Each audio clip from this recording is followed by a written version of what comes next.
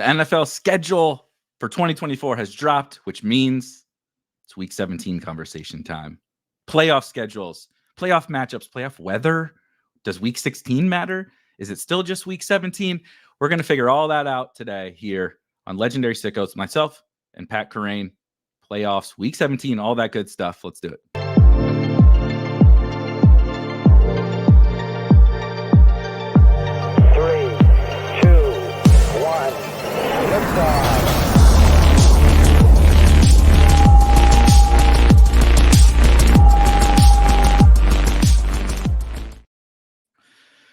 Pat, super quick before we hop into this. I should have told you probably before we were chatting that I was going to take over the first minute or so of this. We'll get into the playoffs. I promise you we got tons of fun things to discuss week 17, week 16, right? All of that playoff upside, etc.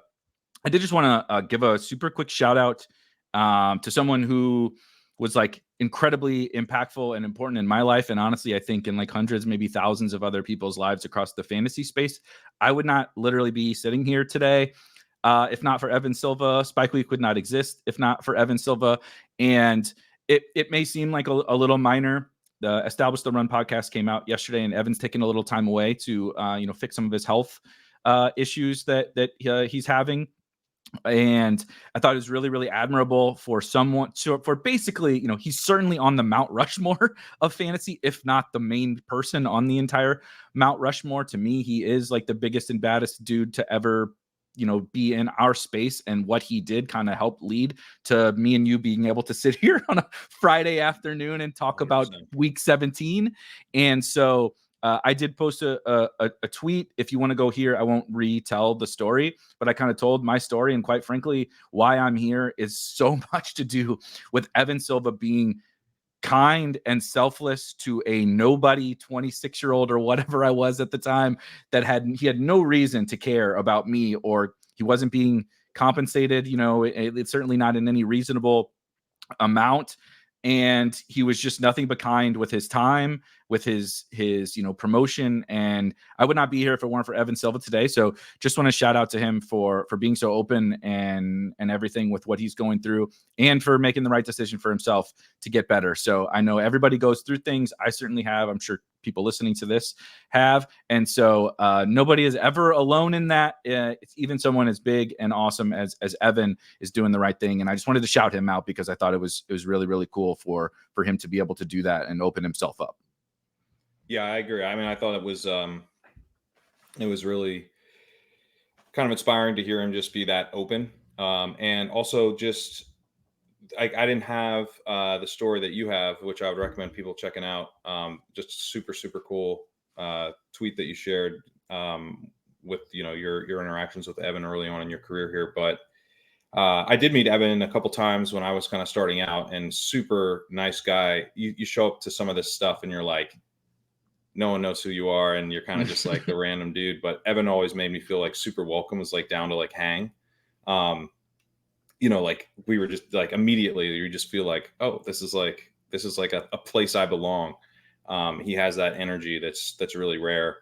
And then also like just from the outside, like Roto Worlds, Evan on pods, Evan talking with Rich Rebar, talking with all his dudes. He had that one summer where he just like went around he was like on every pod. Everything. Every single pod. I listened to like everyone. And like I knew his script. Like why I wanted summer. to do this. I was like, I knew everything Evan was going to say because he did so many shows and was sharing so much knowledge. I'm like, I can recite Ryan Matthews' stat line from last year or whatever because Evan has done it on every show. Yeah, talking about DeMarco Murray and all. Yeah, so I was just that's like the era when I was becoming truly obsessed with fantasy football. And Evan Silva was a big part of kind of making that hobby extra fun and worth kind of feeling like it was worth diving into, and that there was like more here to uncover and learn. And, kind of hard work would kind of get you better at the analysis. He's been a big inspiration in that way.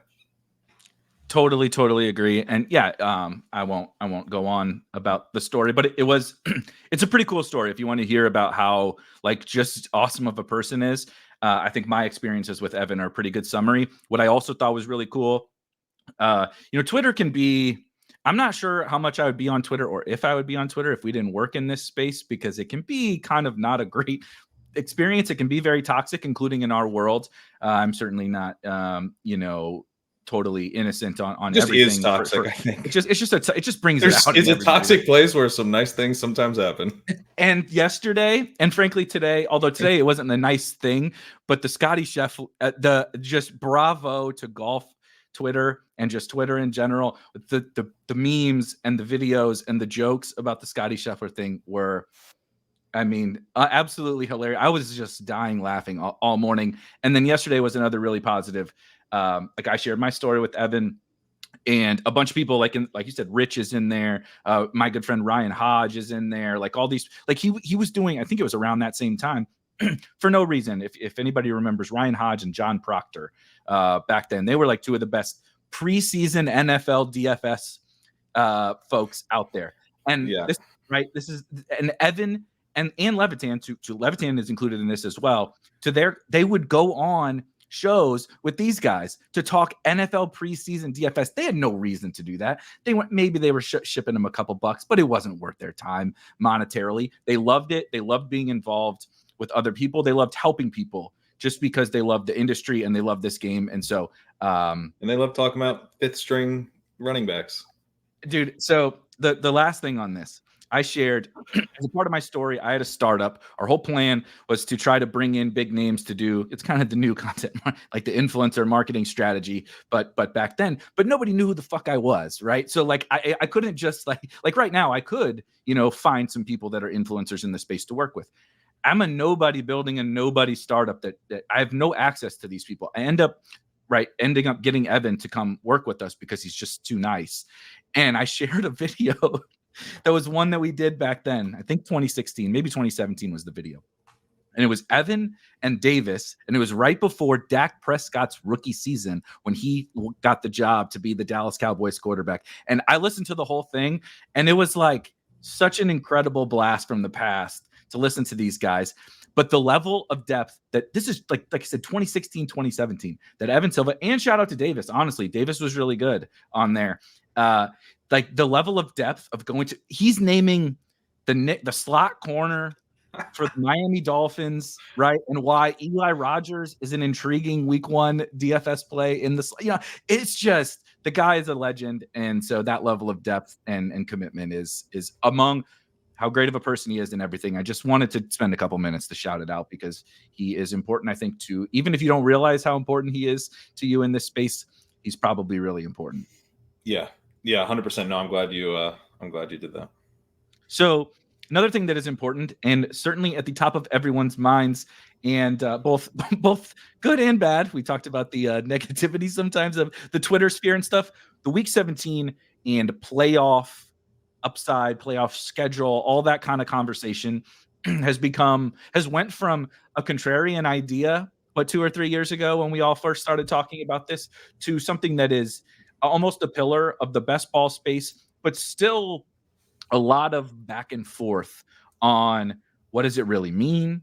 I think most people have now wrapped their heads around, and Pat and I did an extended episode on this exact show last year, just kind of about the details of why is Week 17 so important? What are some of the ways that you can implement Week 17 correlations, or not even just correlations, but taking advantage of late season upside and all of those things. It's still relevant today. I listened to some of it. Go back and listen. It's here. It's on both of our channels, so you can find it either way. But we've now taken another step. More and more people are starting to believe in all of this Week 17 stuff, and we're even getting to the point where people are having conversations about Week 16, where we'll talk about later. But just like to dive in, what's the first thing, like, this schedule comes out, has anything like changed for you around, Week 17 and the playoff stuff, or is it kind of still status quo? What's just, at top of your mind? Yeah, nothing's changed for me.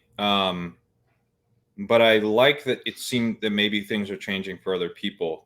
Because I think what should change is the way you construct teams with this, because now we have more information about what the best high scoring lineups in week 17 might look like.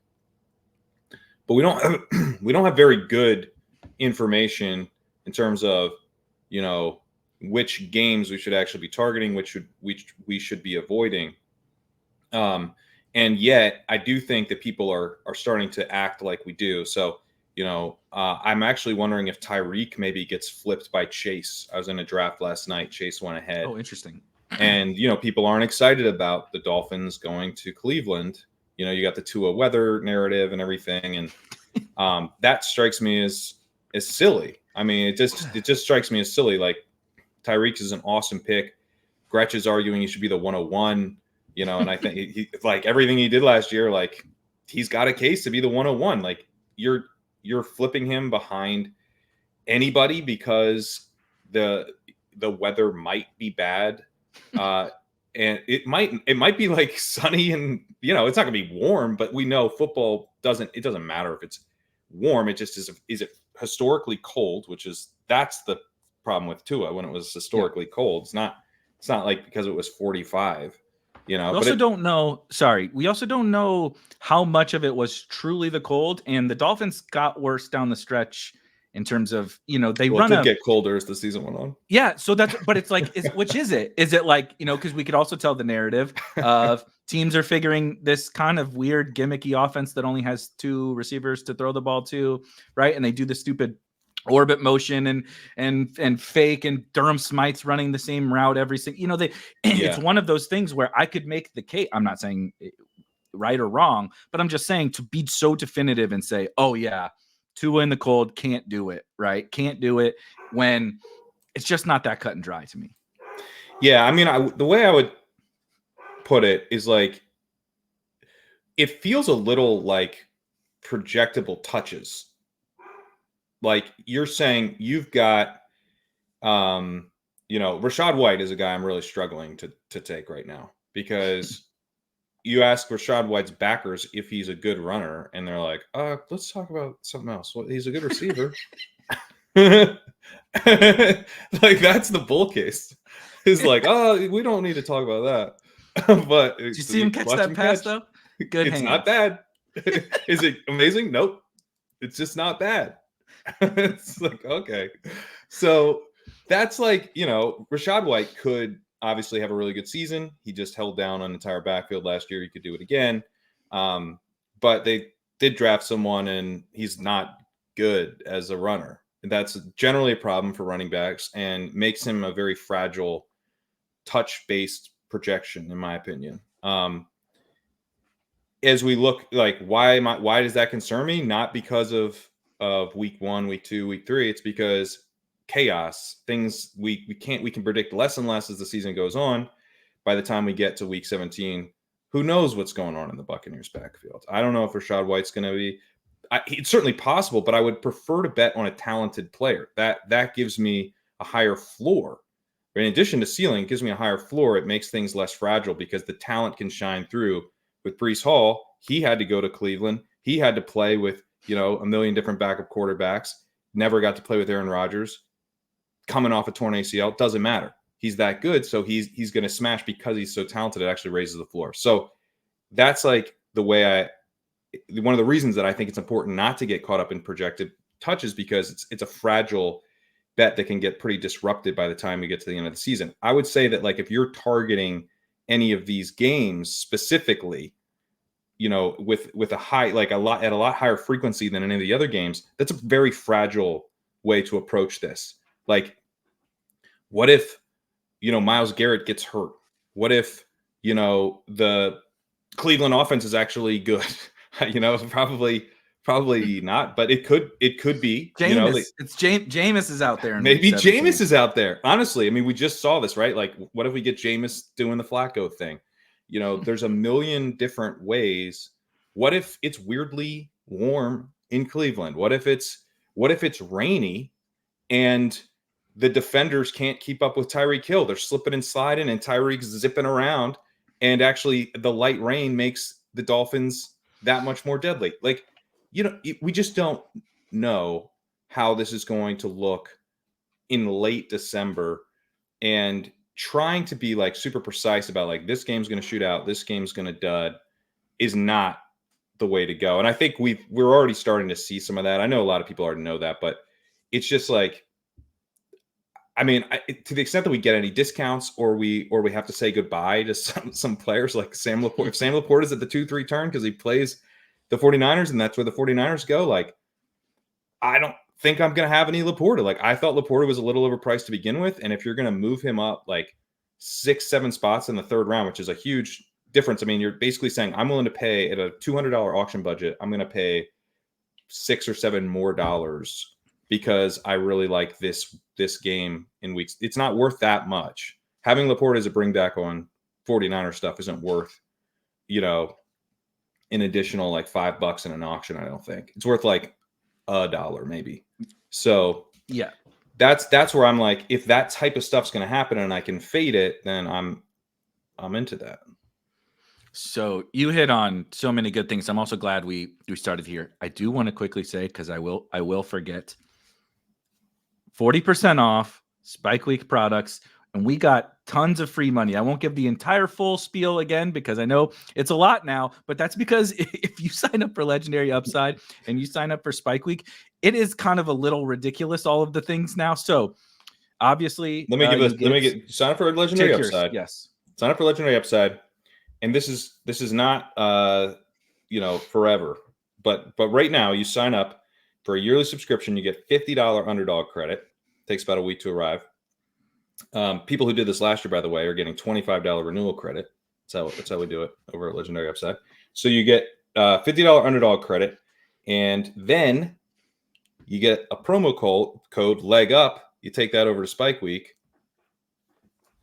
Enter it in, 40% off of any Spike Week product. If you want to use the tools, the draft hacker, which is always my recommendation, but if you just want the rankings and the content and stuff, you want to cross match Pat's rankings with our rankings, they're often very similar, if we're being totally honest. But we are off on some different things here and there. Obviously, as you'll hear on this show, the rest we should of do an episode on that. Yeah, we definitely should, because there are some polarizing players. I think, like I said, we're like always directionally in the same spot, but then a handful of different players will be pretty different on. But you can take our rankings within our almanac. You can buy the tools and use the draft hacker and draft IQ, and you get 40% off. Only leg up subscribers, right? So you use promo code leg up, you get your 40% off. You got your $50 to underdog. You got all of the content from over at Pat. You got the tools and everything over in here for 40, almost half off. And if you sign up for those tools before the end of June, you get a free ticket into the Drafters NFL Best Ball Championship as well. That's $15. So we're letting you play for all this stuff, right? We got promo codes for the sites if you haven't signed up for them, for deposit bonuses. It's really kind of crazy. I know that's a salesman-y pitch, but also do genuinely believe this is like a really good time to be a best ball player, because like the site's competition's picking up a little bit. Honestly, like the competition between all the content creators is picking up a little bit because best ball is growing and everything. So it's a great time to be a drafter. And I believe that this kind of little combo package that we have here is really, really powerful for best ball drafters. For sure. You touched on two things. I want to stay with the kind of like predictability of weather and matchups and stuff first, and then kind of talk about, because I loved this correlation is worth $1 of auction value instead of $6. Both of those are such awesome things to discuss, but the way you framed it was really, really good.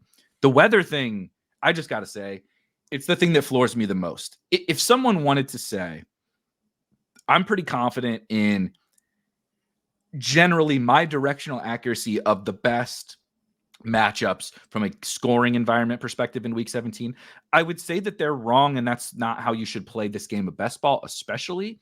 But I wouldn't have like a ton of pushback.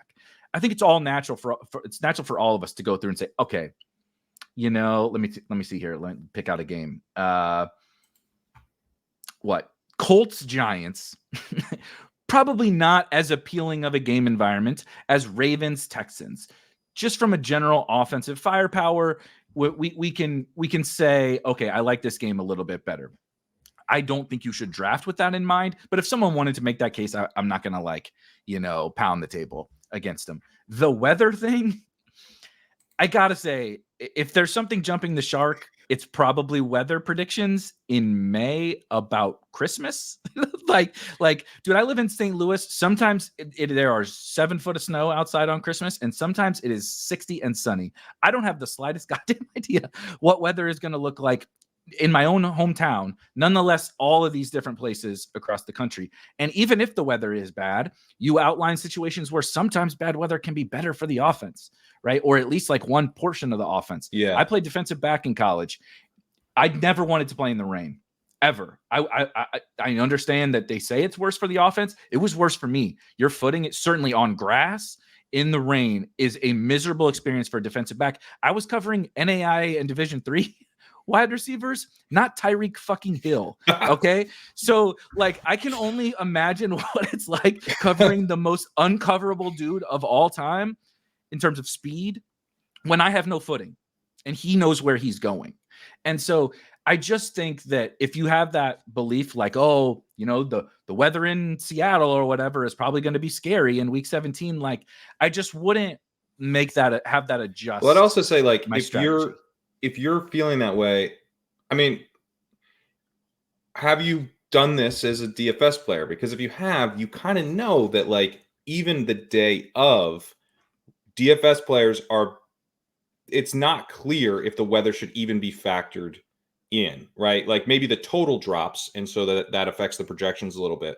But a lot of times, the weather conversation the day of the games is overblown. That the weather actually matters a lot less when we know that it's bad. When we actually know the exact forecast, we still tend to get overly worked up. I mean, I love Chris Allen's weather analysis. He's a weather expert. He's dove into how it affects football. And a lot of times you're like, what's the deal, Chris? He's like, dude, there's like 10-mile-an-hour winds. It's like 40 degrees. And there might be like some mild rain. Like, this is essentially just a normal game. This is a football game. Like, there's I think a impulse to want to kind of have a thing that, you know, that everyone else doesn't know. Like, this weather, people don't realize that it's actually going to affect things, but most of the time it doesn't. The other thing is that, just from listening to Chris Allen over the years, like, it's kind of like these games, what it really creates is it sort of creates dud potential. But a lot of times these games are like fine, and then sometimes they're sort of they just suck. So the game does completely dud out. The weather gets bad enough, and certainly, like, if you're saying I'm gonna break ties to like dome games where that is like a 0% chance of happening, like, okay, but like, how are you actually gonna break ties, or is your portfolio gonna be shifted in a real way to those games? And yeah, and I think that's probably a mistake, because like we don't know which defenses are going to be pass funnels and which we're going to be. I guarantee you there's going to be some outdoor game that has a super high total, and we're all super excited to play it in DFS that week. And we're going to be like, oh man, I wish I had more of that game in best ball, you know, or like, I have this, you know, week 17 lineup. I just hope it gets there because it's got the whatever defense that everyone wants to be playing right now. You're not going to care it's outside. The matchup is going to matter so much more. And there's just so much. Which defenses are good? Which defenses are bad? Which defenses are injury riddled? Which offenses are exploding right now? Those types of variables are like infinitely more important than what the weather is like. And so the way to do this, right, is you sit there in the early rounds and you draft who you think is going to score a bunch of points and be good at the end of the season. That's what you do. And then you've made an investment in those players.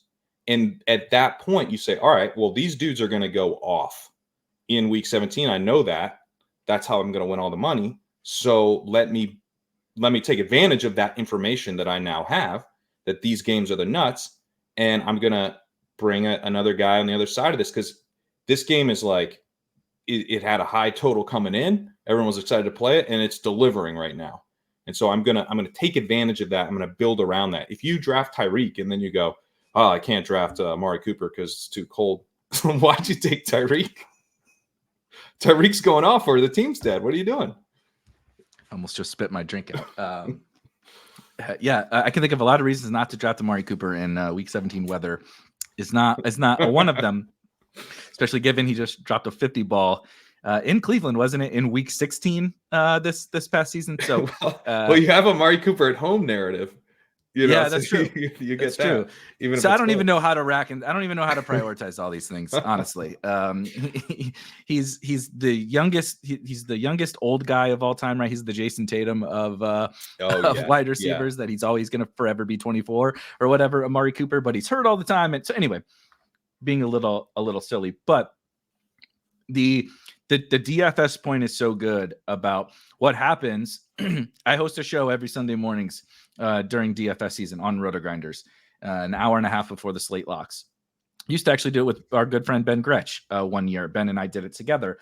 And you will find every question from the chat almost, and the majority of our show ends up being talking about the weather when we have a couple of bad weather situations. And we're wrong constantly, to your point, and we're an hour away from kickoff. Yeah, like you know what the weather is, and we've got weathermen. We got boots on the ground. There's people in the chat that are walking up to the game, and they're like, "Yeah, I know it's about 20-mile-an-hour winds and whatever," and we still don't know how much that it's going to impact scoring, and we're wrong all the time. Yeah, often not at all. Yeah, often it just doesn't do anything. Yeah. It's actually so rare for it to impact it to like any substantial degree that we care, and yet in best ball I think why the jump the shark quote is really funny, and why Leone nailed that kind of a thing is because we find these things that are good, that are smart process, right? But then not necessarily we, but the overall collective can at times, right, take the $1 value of auction gain that you outlined, right? Because I have Deebo Samuel, okay, this makes Laporta. I'm willing to spend $1 more on Sam Laporta in auction. And we as best ball players say, I'm willing to spend $12 more on Sam Laporta because I have Deebo Samuel. And it's like, no, it's a really minor thing, right? And so again, to your point of, okay, if you wanted to say domes, right? Let's break ties in the situation of I'll choose the dome game over the Cleveland game in a break glass in case of emergency type situation. If you're actually going to do that and implement it really well, I don't really have a problem with that. I think that's fine. But what does that even look like? Like, what are you not taking? I don't know. What does it look like? Because to do that in the first 3 rounds, does that mean you're taking? Are the Bengals in a dome? The Bengals, no, they're not in a dome. So at home. Okay, so they're at home in Cincinnati. So you're taking, if you take Chase over Tyreek, that doesn't help you. I guess, are you taking Jefferson over Tyreek because he's in a dome? It's got to be Jefferson because CeeDee's in Philly, Chase is in Cincy, and Tyreek is in. So now Jefferson. So you're not having any Tyreek now. All right. So let's say I'm not going to do that. I'm not going to do that. All right. But then when it comes back around, yeah, it comes back around. Are you just not taking HN till the 3rd round because he's in a dome, or is him being outside helpful because they're going to run more? So that's tricky. So, all right, we can't think about that one. So then what, 3rd round, Jalen Waddle, who I think is an awesome pick in the 3rd round. But now you're not going to take him. You're going to take, what? Malik Neighbors is he in a dome or is he at home? I think he's at home, so you can't take him. Home. You can't. There's only, actually, when we say this, there's not many dome games in week 17. This is really a gigantic waste of our time because I'm going through it. I'm like, damn, none of these are domes. Where Minnesota. Minnesota is, yeah. New Orleans. Is that it? Houston. Yeah, so I guess Minnesota, New Orleans, Houston. So 3 dome games. Oh, so you're basically like, I'm gonna take Stephon Diggs and Nico Collins over Jalen Waddle and Devon Achane every time. Like, I don't know that I guess you could do that, but I don't have any interest in doing that. I want to get all those. I want to take some of all of those guys. I'm not gonna, just because Houston's in a dome. What if the Baltimore defense is elite again? What if Stroud tweaked his elbow or something? Like there's a million other things where you like turn over the game. You're like, yeah, it's in a dome, but I don't want any part of that game. That game's actually way worse than we were hoping it would be. We're not good at predicting right now which games are going to be good. We're bad at that. That's the whole point, is that we're bad at that. We draft structurally. We draft with the idea of like, we can't perfectly predict the way these games are going to be projected, who's even going to be on the field. Like, the whole point of drafting kind of anti-fragile is that we don't know what's going to happen in late December. So now we're going to tack on that we know what the weather is going to be like in late December. That makes no sense. Understanding what you can't predict, which is most things, and then understanding what are, like, we constantly use the word lever, but I like the word lever, honestly, so I'm going to keep using it. What are the levers that we can pull, like you said, from a structural perspective, and even player, there are certain levers that do apply to specific players over other players, right? Age, position, all that kind of stuff. But taking, like, it's one thing to understand that weather matters. It's one thing to understand that domes are better than outside. It's one thing to understand the probability that the Cowboys are a better offense than the Colts is certainly fairly high. And it's in like, all that can be true, but we cannot predict the fantasy scoring output or the fantasy scoring environments in week 17 with any degree of accuracy at all. Even if the logic that you when you think about the concept does make sense, right? So take last year as an example. I know it was outdoors, but you want to know what the most popular game is? We track, we project it, and then of course we track it after the fact. The most popular player combinations that are drafted and stacks. So like quarterback with one of his pass catchers or multiple. If you just ran down the list, everybody remembers CeeDee Lamb and Amon-Ra St. Brown because they went at, they ended up being guys you really, really wanted. Yeah. The most popular pairings were all Chiefs Bengals. Everybody was obsessed with Chiefs Bengals because they said, there is no goddamn way this can fail. It kind of aligned with ADP. You kind of knew who to draft on both teams too, right? It was like Chase, T, Mixon, Boyd, if you liked Irv Smith, right? Kelsey, Mahomes, a toss on whatever your favorite crappy wide receiver in Pacheco, whatever. Yeah, it was like so easy. And so everybody just piled in. They said, there's no way this game can fail. It's not possible. And then we fast forward to week 17. Nobody gave a shit about that game. That game was, the Chiefs had an awesome defense. They did not have an awesome offense. There was no Joe Burrow. The Bengals were kind of a mess, and the whole game sucked. And it was not, it didn't necessarily suck. Like, the game didn't suck, but right? The game environment. You wanted pieces of it, but you didn't want. Yeah. Pacheco had a good game. Rashee Rice had a good game. But if you stack that game, if you made it a big priority to stack that game up, that's, I guess, the other part of this is like, if you're going in and you're like, not only am I going to target this game disproportionately, I'm going to get deep into it every time. Yeah. It's like, you didn't want Mahomes, especially for what you were paying. I don't think you wanted Kelsey. So it really came down to, what did Kelsey have? He had 3 receptions, 16 yards, did not get in the end zone. So Kelsey and Mahomes were absolute busts for week 17, but Rashee Rice had 5, 127, didn't score. And then Pacheco had 130 yards, also didn't score. So like, those guys were useful, but like, you're not, if you built your whole strategy around this game, it completely busted. Jamar Chase had 3 for 41. Tyler Boyd had 3 for 29. T. Higgins had 1 for 19. Joe Mixon had 21 carries for 65 scoreless yards on the ground. He did get in the end zone with 4 receptions for 22 yards, and then Jake Browning at quarterback. So like, he had like 30 touches for 80 yards or something. Well, he's Joe Mixon. It was a good day for him. So he, kind of like this was the game. We were so excited about this game, and it just like completely dudded out, which is, we should expect to happen, and if you were taking Chiefs and then you were building Bengals in on the other side, good. That makes sense. But if you were avoiding values at other, on other teams that fell to you because you're like, I got to get my Chiefs Bengals in this draft, you regretted that.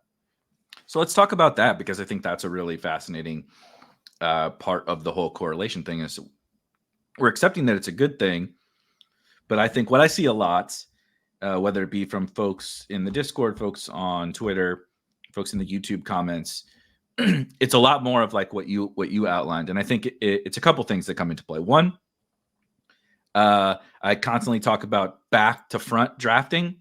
And I think people week 17. So most people draft front to back anyway, meaning if you haven't heard me say this before, I make my first pick and then every decision thereafter I base off of that first pick, right? It's like, it's all I can think about is what I've done in this draft already, which I'm not even saying that's always wrong, but a lot of the times what you want to do is understand the whole draft market, understand what you like later, not even just what you like, what's available to you later, right? Or like who might be available at your next pick. You're like, okay, well, the quarterback that I might want is maybe not going to be available.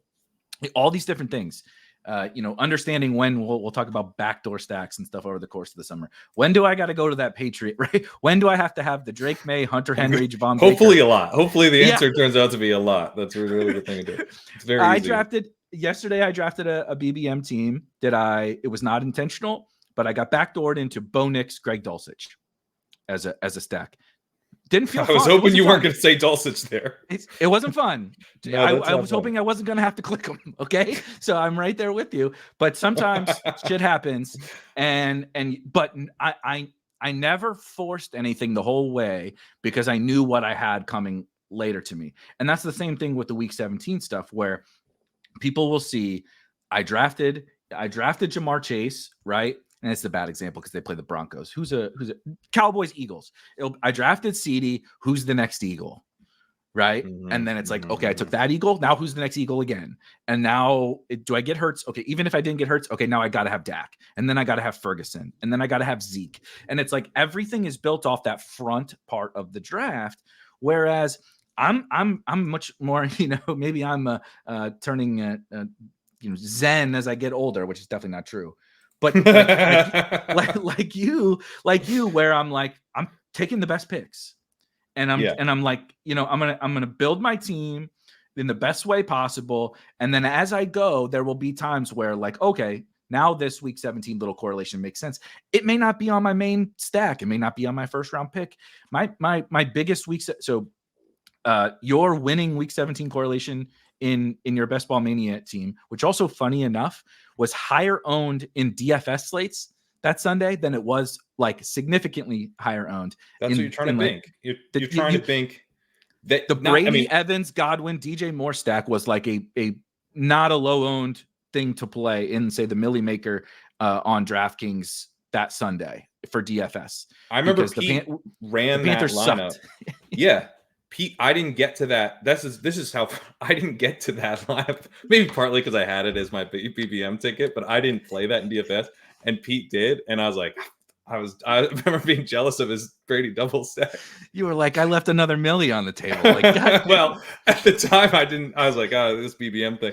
Eckler hadn't run for his touchdown yet.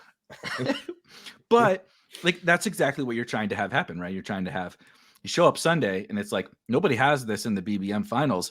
But go look, it projects, for high ownership in DFS because everybody sees that it's a really good play. And to the extent that people are avoiding or overly stacking other games, and you're just like stacking when a game stack comes along, you stack it up, and then you're so much more likely to show up in week 17 with that game that looked gross and now looks extremely appealing. I cannot tell you what game that is. That's the whole point. But you have potential to be there with like, who the heck stacked this game? You did. And now you're looking at a game that has a high total. People are stacking up. They're aggressively targeting. Ownership is getting out of control. The steam is going nuts on this game. And you're just sitting there and there's no steam for you. There's no ownership spike that's coming in BBM. You just get to be the only guy who has this team, the only person who has this team. And you're going to be in a really good shape if it goes off, because now it operates as leverage for you.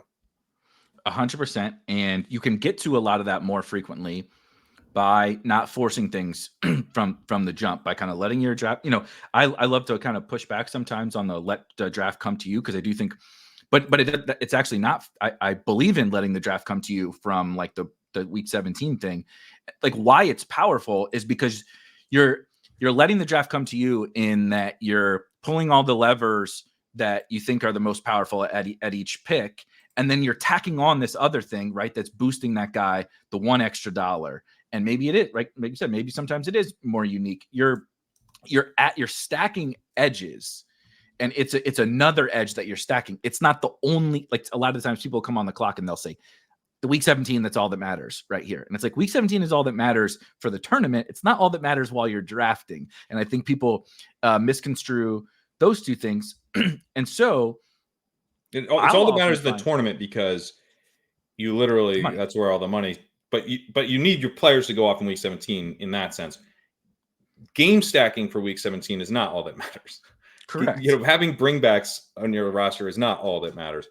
Having your lineup, you do very, very, very much want to have a lineup that is built to win week 17, but that also includes lineups that are properly structured, lineups that aren't overly conservative, where you're, I mean, to me, like, this is why truly robust running back, and not taking 2 running backs, grabbing a 3rd in the 8th, grabbing a 4th in the 9th and stopping. That's not robust, right?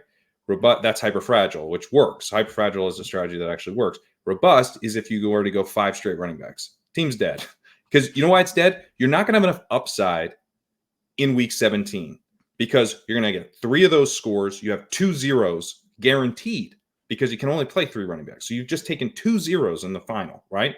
That's not the way to maximize your chances of winning a 500+ person final in week 17.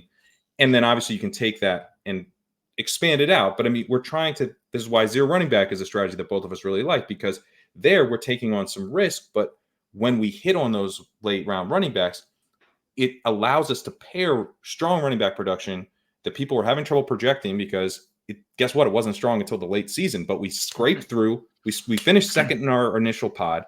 Okay. But now our team shows up at week 15 and it's a pretty sick team, and it's able to get through. It's able to get through week 16 because you're pairing unprojectable but real running back production now that we're in the late season with really, really strong wide receiver. It's like, that's why that works. And I would say that's when we're talking about building for week 17, we're also talking about stuff like that, not just make sure you have a bring back. And that's kind of what I was partially struggling to get to. But what happens for me in a lot of my builds, I'm curious how this goes for you, and why I mentioned the back to front drafting and all that kind of stuff. And I, despite believing passionately and being one of the people, one of us weirdos that were pushing the week 17 thing for years, have less, I don't even want to say less week 17 correlations or less week 17 stacks. I certainly have smaller in terms of, like, I'm not building out, right? Like I mentioned that Dallas and Eagles example. Like a lot of the times, if I have a Cowboy and an Eagle, that's about maybe I have Dak, CD, Devonta Smith or something. Like that seems fine, and maybe I'll have, like, I like the Cowboys, so maybe Jake Ferguson's on that team. But I'm not like then going, oh, now I got to take Gainwell right later, and now I got to take Zeke, and now I got to take Jalen Tolbert. Like, I'm not doing all of that stuff. Partially, I think it's because I'm so zero running back heavy. So like naturally you get less you just have a little less week 17 flexibility, honestly, because you take so much of your, like, the wide receivers are one of the biggest it's the most flexibility in terms of adding on week 17. There's just more, right? There's more wide receivers. You're not putting your team in a big disadvantage if you grab more wide receivers. Right. Yeah. So, but I've got 5 in the first 6 rounds every time, I'm exaggerating, but give or take. So, and then I'm on underdog, I'm only taking 7. So like, I may not have that much flexibility. And a lot of the times it will just be, I need that for something else. I need that 6th or 7th wide receiver for something else. It's not necessarily a week 17 correlation. I do it, right? So I mentioned the Knicks Dulcich team that I drafted yesterday. It was a Jamar Chase team, but Jamar Chase is my only Bengal. Bo Nix and Greg Dulcich are my only Broncos. I didn't go along the way and say, gotta have Bronco. I didn't force Javonte. I didn't force McLaughlin. I didn't, it's not like I was opposed to them. It's just, I let the draft come to me. And if you show up to week 17, like most of the time, it's a quarterback, a wide receiver, and a wide receiver on the other side when that game stack hits perfectly. Now, you can build more onto that because you're just saying, look, I am going to place more chips on this. And I have teams that have done that, of course. But like, again, my team last year that did well was Lamar to Zay, only Ravens that were on that team. I had Waddle and Achane on the other side with the Dolphins. I believe your BBM winning team was Brady, Godwin. You got DJ Moore. And did you have any other? I don't think I did. I stacked up. What I did was I stacked up the the Patriots with the Dolphins. So I had a big Patriots thing where I had Tua, Waddle on the Dolphins side, and then I think I may have had a running back there, and then I had Ramondre, Tyquan Thornton, and like several other Patriots. So Jacoby Myers.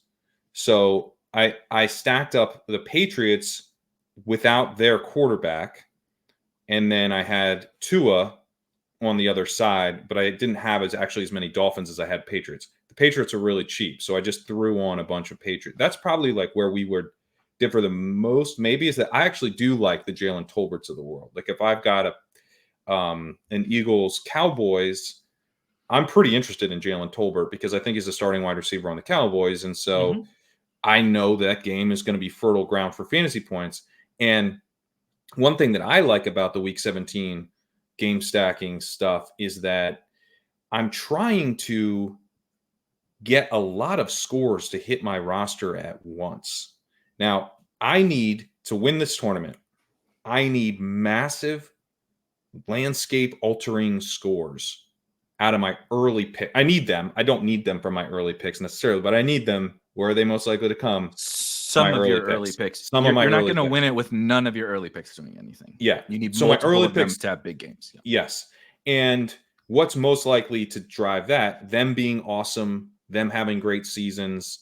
It's really just kind of getting the player take right. You want the right guys, right? You want the right guys in the early rounds. That's really what it is. It's not that this kind of busty second round pick. CeeDee Lamb. You want CeeDee Lamb. You want a guy who makes the game environment different because he's that good. That's who you want, right? So early on, the Week 17 thing is maybe it's in my mind a little, but it's not like a huge priority. And stuff like, Jalen Hurts with both of his receivers, and then, you prioritize too soon to prioritize the Cowboys, but you get what I'm saying. Like if you if you get Ferg and Goddard and, and then Cooks, and then like at some point you're actually hurting your upside, I think, because you're putting that game's not going to have 80 points. And if you're putting like all your early even if it does, you're not filling every roster spot on you have to start a significant amount, but they're not all coming from there. You might get a couple from each side, and that's the dream. But like you said, you're not like, I don't want to use 10 of my 18 picks on this one game because I'm just not gonna get that many scores from it in Week 17. And then I only have so many other spots. I used so much of my auction budget on that one game. I'm really drawing thin to finding like 4 more starters on my roster.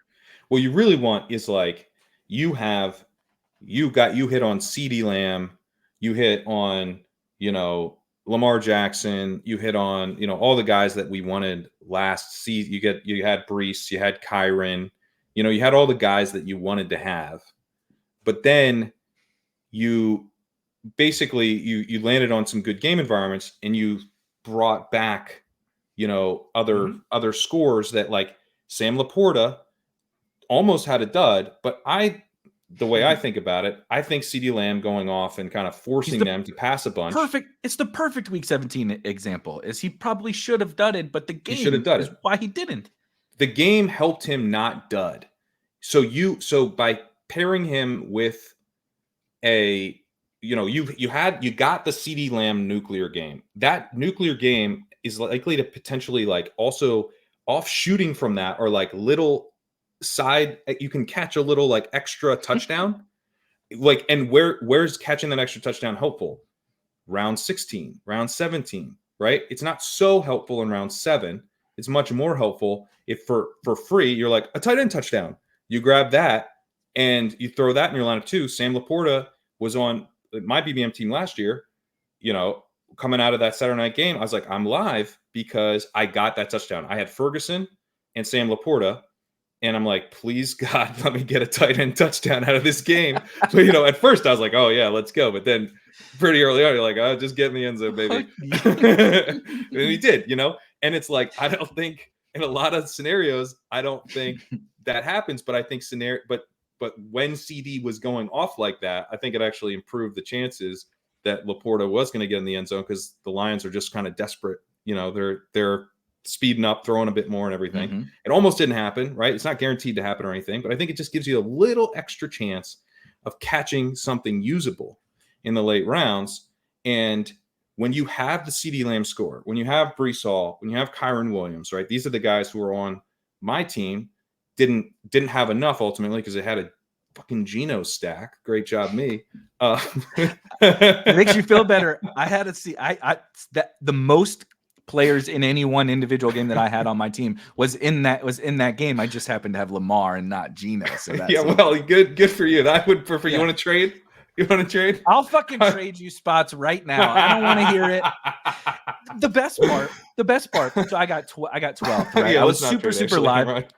Yeah, exactly. If you'd like to trade, I was super live. People are going to get sick of hearing about it, so I'll stop after this episode. But the worst part, easily the worst part, I was adamant against the structure of Best Ball Mania last year. I was pretty passionate that was not the right thing to do for that tournament. They didn't necessarily agree with me, and that's okay. Well, maybe they did. Then they changed it a lot. Yeah, so that's what I was going to say is then, Erik and everybody else that thought it was bad were correct. They totally changed it. It's beautiful now. Shout out to them. I mean, this tournament is going to be fucking awesome. Yeah, I'm super I like excited. It much better. Yeah, it's so good. I believe my final payout was $15,000 for 12th place last year. Would you like to know? That's what I got for 36th. Yeah. Would you like to? Would you like to know? So that's even more tilting. Thanks for telling me. I beat my team, waxed the floor with yours, and we got the same money. Do you want to know what 12th is upcoming this year? It's like, is it like 75K? 125, baby. Woo! Like 10x what I got last. If I have the same score, I make 10x what I made last year. So it's just all of this is just fucking wonderful. It's just really makes me want to keep playing this game and talking about it for a living when that happens. But I'm not salty about it at all. No.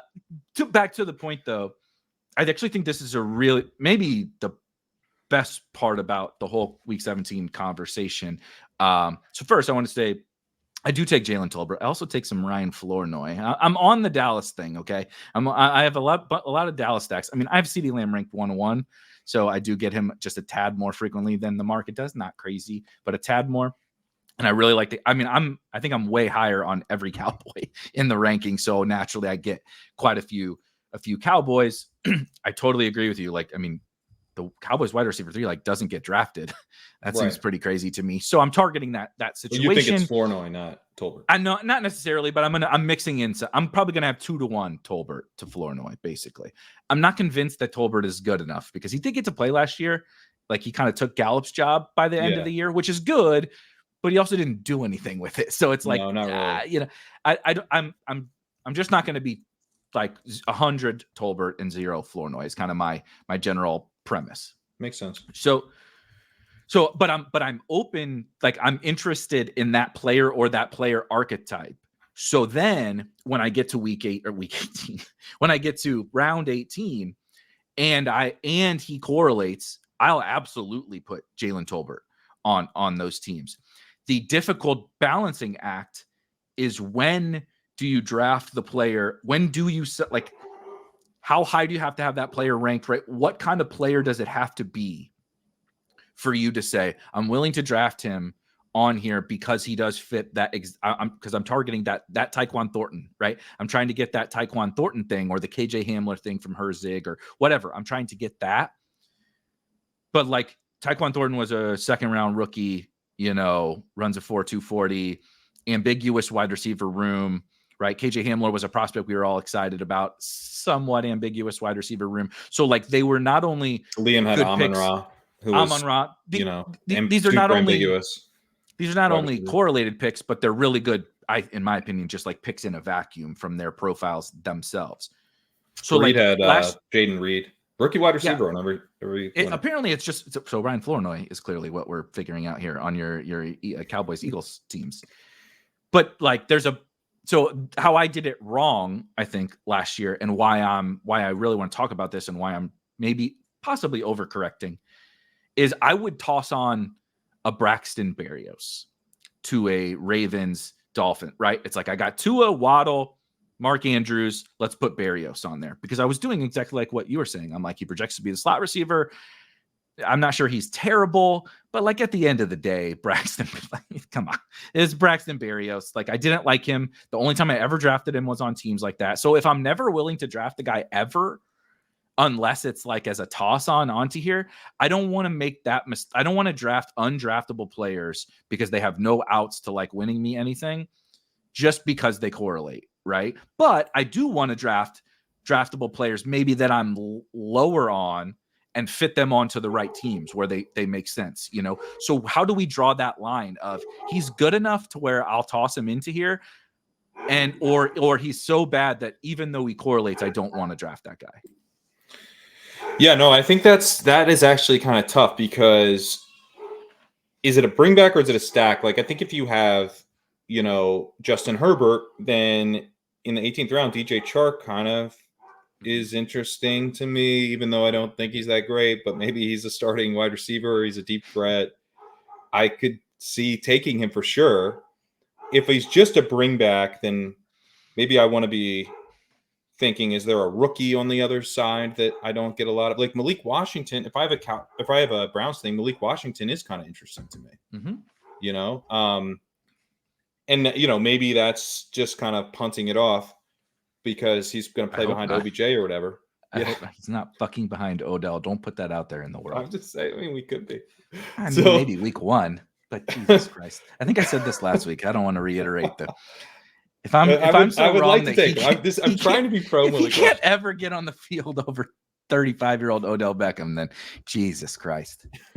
I think this is also the time of year to be doing that a little bit too, because we don't know all the running backs. So like if you later in the season want to say, look, the correlation thing, I'm not as into it because I'm going to be really prioritizing these running backs that I think can just be massive hits for me later. Cool. Yeah, I think you probably should do that. But right now it's sort of hard to know which running backs to take in a lot of these backfields and going, you know what, I'm not going to try to hit a home run here. I'm going to try to hit correlated wide receiver who's out on the field and gets in the end zone at the end of the season. And if that's a rookie wide receiver, especially, it's like maybe a safer bet than it might feel like because they're going to at least, even if the dude's bad, if there was draft capital spent, which is hard to find, you know, the market's done a better job of just pricing up draft capital at the position. So it's a much harder to find. But, you know, you can take, you know, Xavier Legette goes pretty cheap. Ricky Pearsall goes pretty cheap. They're not 18th round picks, but they are first round picks firmly in the double digit rounds. And so, you know, if you're doing a Lions thing, rather than forcing that Lions thing by bringing Sam Laporta up, letting Sam Laporta fall to you, building it around, you know, you've got like Jahmyr Gibbs and Laporta, Amon-Ra Laporta, and then your 49ers side is Ricky Pearsall coming back. That's a lot more interesting to me than forcing like some really draft capital heavy 49ers Lions stack that, you know, now you kind of need to like be exact. You almost like it's more fragile in a sense because you're saying like this game's going to go nuclear if you're taking like your first 4 picks off from that game. If you're instead taking a Lions stack and then tacking on Ricky Pearsall, you're like, the Lions are going to go nuts. And maybe they're going nuts because, you know, the 49ers are having to pass a little bit more or whatever. You know, it forces the 49ers to the air, or I don't know. But I know there's points in that game. And maybe Ricky Pearsall's playing in that game by that point. And maybe he doesn't even play that much, but he has a cool jet sweep touchdown play. And guess what? I need a lot of wide receivers to hit my starting lineup. I need a lot of wide receiver scores that are usable to pair with. It's not enough. It's not enough to hit on the dudes that you need. Lots of guys in the final had the dudes that you needed. What they didn't have was like 40-something% owned or whatever. Yes. So CD wasn't enough. CD wasn't even close to enough. You have to find CD, then you have to find something else, then you have to find something else, then you have to find something else, and then you need to pair those 4 big hits with little pepperings of touchdowns from other, you know, get me 13 points. Sounds great. 22 points. Not an amazing game, but pretty good. Great. Let's get that in here. You know what? I could really use 11 points from a tight end, you know, great. Come on down. You know, you can get, if you're doing if you're using the correlation cheaply, I think that's where it really helps you. And, you know, it potentially helps fill out basically a lineup that was going to finish top 50, but does it finish first or does it finish 36th? Then you want to finish first. Having done both, I recommend first. I imagine that you do. I also recommend it when you only get 15 grand for finishing 12th or 36th. I would recommend going above that pay threshold. A couple things there. I loved so I was also thinking about the combination of, so we talked about like when do you bolt on later guys, right? That correlate, and like how do you assess that? I think you broke it down really well, but I couldn't stop thinking about tight end specifically as how powerful it is because of how much less you need. You use the Sam Laporta example is such a perfect one where if they can be drug along by CeeDee Lamb, right? Like he was going to dud. Honestly, the Cowboys were not a great match. I know that it kind of got there, and I know the Packers just shredded them, right? But like the Cowboys all year you weren't like signing up to load up against, you know, the Cowboys. The pass rush was amazing. The defense was generally pretty good, although, you know, could be vulnerable at times as we saw. But it wasn't like you weren't like, oh yeah, baby, this is old school Texans defense where it was just like play everybody against these guys. And so you get the Laporta situation can happen. And from a tight end, right, just get me 11 points from my tight end. I can still probably win this whole thing. Is so much more powerful at the tight end position. Whereas like even in the flex, like your flex play to win the tournament, this is why a lot of times people will talk about like things like tight ends, like, oh, the tight end can hit the flex. It's like the tight end can hit the flex. That is technically true. But what you need to win a tournament, even trickling down into your flex, you know, or, oh, I could just use, right, when people love a robust build, they're like, well, I got 10 wide receivers, I'll find 3 of them. It's like, yeah, but like the things you need in that wide receiver 3 and that flex spot in terms of total raw points to win the tournament, not to advance out of your, right, not to have decent weeks and advance out of your regular season pod, not to win week 15, not even to win week 16, to win the whole tournament in week 17, you need massive, massive, massive scores across your lineup. The one position where sometimes, not all the time, but where sometimes you can escape with a decent score and still win the whole tournament is tight end. It's the only position where that occurs. Quarterback, you might be able to replace it, right? There might be 4 or 5 guys that are good enough. And that's kind of true at tight end too, but you still need the raw points. At tight end, you could have won with Laporta last year. He was not the tight end one. Juwan Johnson was, I believe. Juwan Johnson was, I believe. Yeah, and he was on Fareed's team, scored 19 points. Which is like super helpful. Like you want to have Juwan. This is not me saying you don't. Yeah, you want Juwan Johnson. That's great. But it's not always needed. CeeDee Lamb is needed, right? Well, like, the second, let's look at the second place team. The second place team had CeeDee Lamb with Dak and Goff, actually. CeeDee Lamb, Amon-Ra, Brandon Cooks, Sam Laporta, and Jake Ferguson. Laporta's 11.9 hit his lineup, won $1 million. It's pretty good. You know, 11.9 is enough. And that's where I was saying once I got that touchdown from Laporta, I was like, I'm live still. Like that's enough. It's not really enough at any of the other positions. And I do think now, I guess you could argue like, did CD actually help, or are we just like looking at like Laporta happened to score a touchdown in a game where CD also went off? And to some extent, like, yeah, CD didn't like go catch a touchdown, make a sick play, and then like point at Laporta. now, well, now you like the 90-yard touchdown. If I know Sam Laporta's from Highland, Illinois. If I know anything about my folks from Highland, Illinois, he got very upset when CeeDee Lamb caught that long touchdown. I can assure you of that emotional correlation. We don't talk about that enough.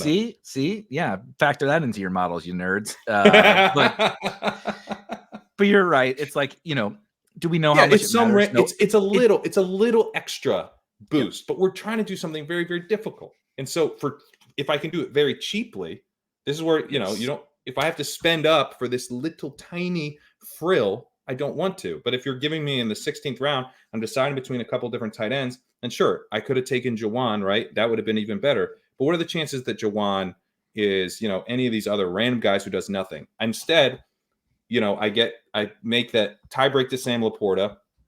Guy I was already drafting a bunch of, so easy enough for me to get on. But like this team has both guys. I'm finding the guys that I wanted together a little bit more frequently, slightly more frequently, pairing good scores together.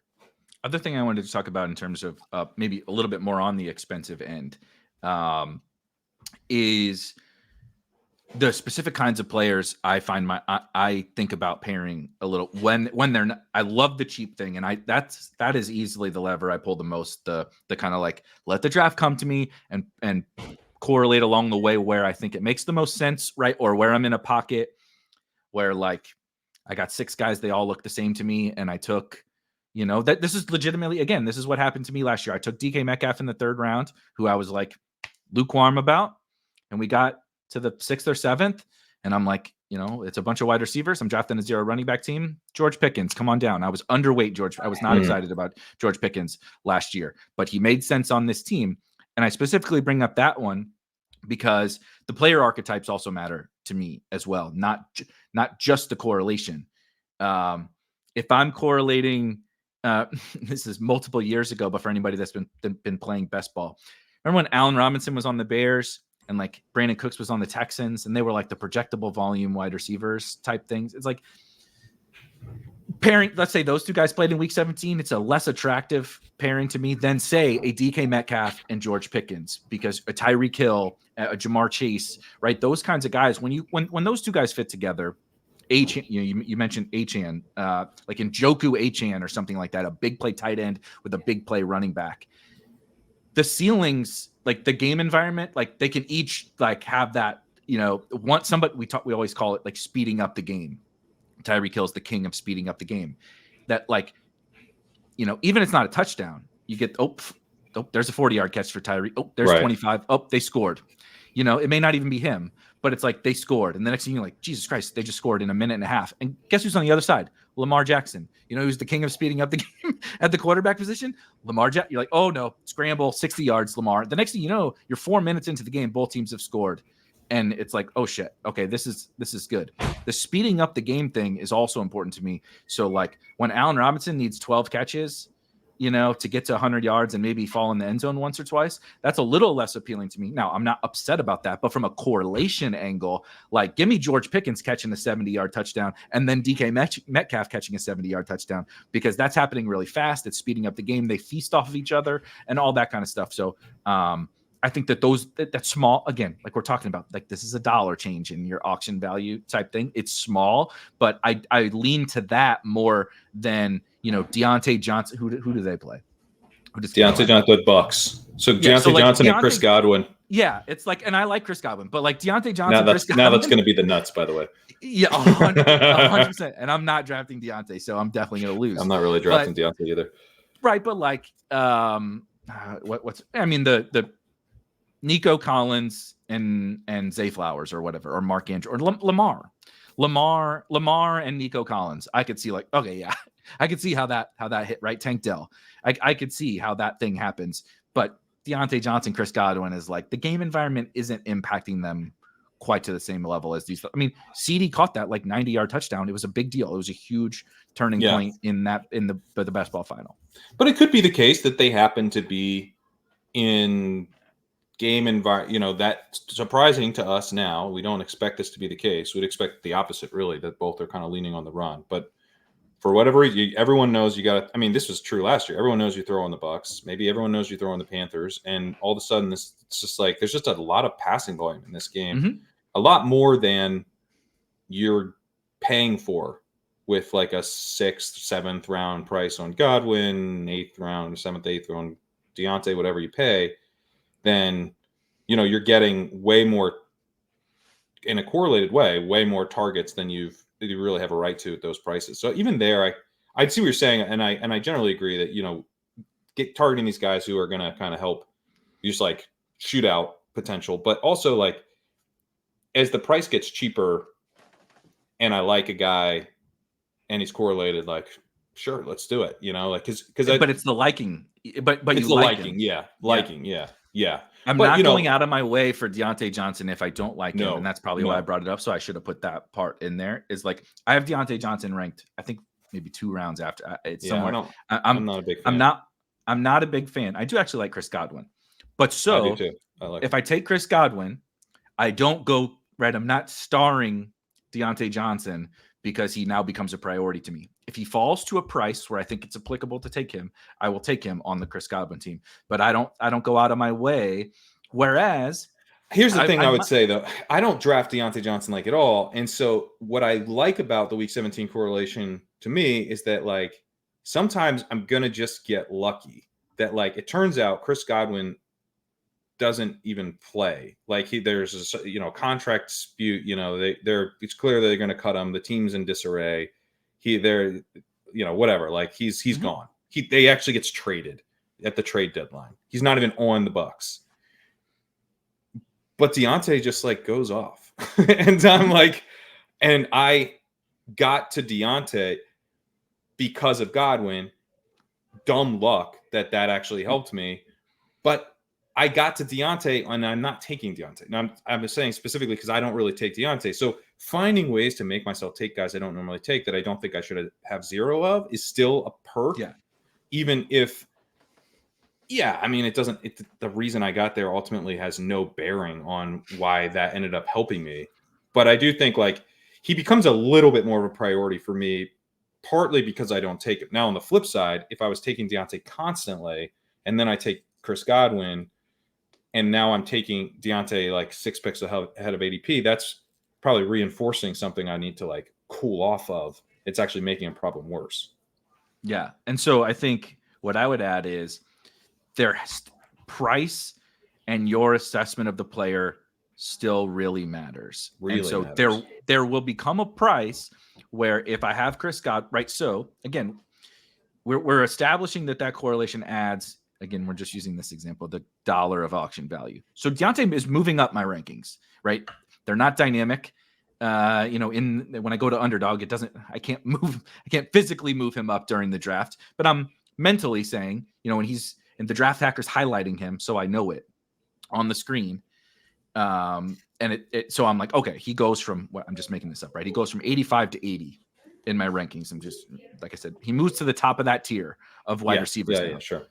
But I'm not taking him at 70 or whatever, So you're always balancing those couple of things. And somebody may say, I love Deontay. So like you said, they're drafting him. Then the assessment becomes how I love him. How often do I do this? Right. Do I want to do it every time? That doesn't seem right either. So you're just always balancing all of these different things, and they're different for each person. But like, I feel like we've reached the point in the whole best ball stratosphere where we went from you guys are idiots that you think that this week 17 thing matters to fast forward 3 years. And now, it matters so much that I throw my rankings in the garbage. I throw my player assessments in the garbage. And I drafted a guy in 1 week 17 game in week 6. Who's the next guy that he plays against by ADP? And it's like, why did you do any player assessment? Why did you do, if week 17 is the only thing you're drafting off of, like, I think that's wrong too. So it matters, but how we implement it is going to be different for each person. But that's actually where the power comes from is specifically how you implement those correlations. 100%. Yeah. And, I think the dollar thing is important to consider because think about what $1 is worth in an auction draft, and think, if you've done an auction, and if you haven't, auction drafts are very fun. I would recommend doing it. And I think it kind of helps round out your understanding of fantasy football because you see that, oh man, like people do not mess around with these top picks. They want them. They're going to pick, you come into the auction draft and it's like, this guy should go for $53. Then he goes for $63. This guy should go for $54. He goes for $70.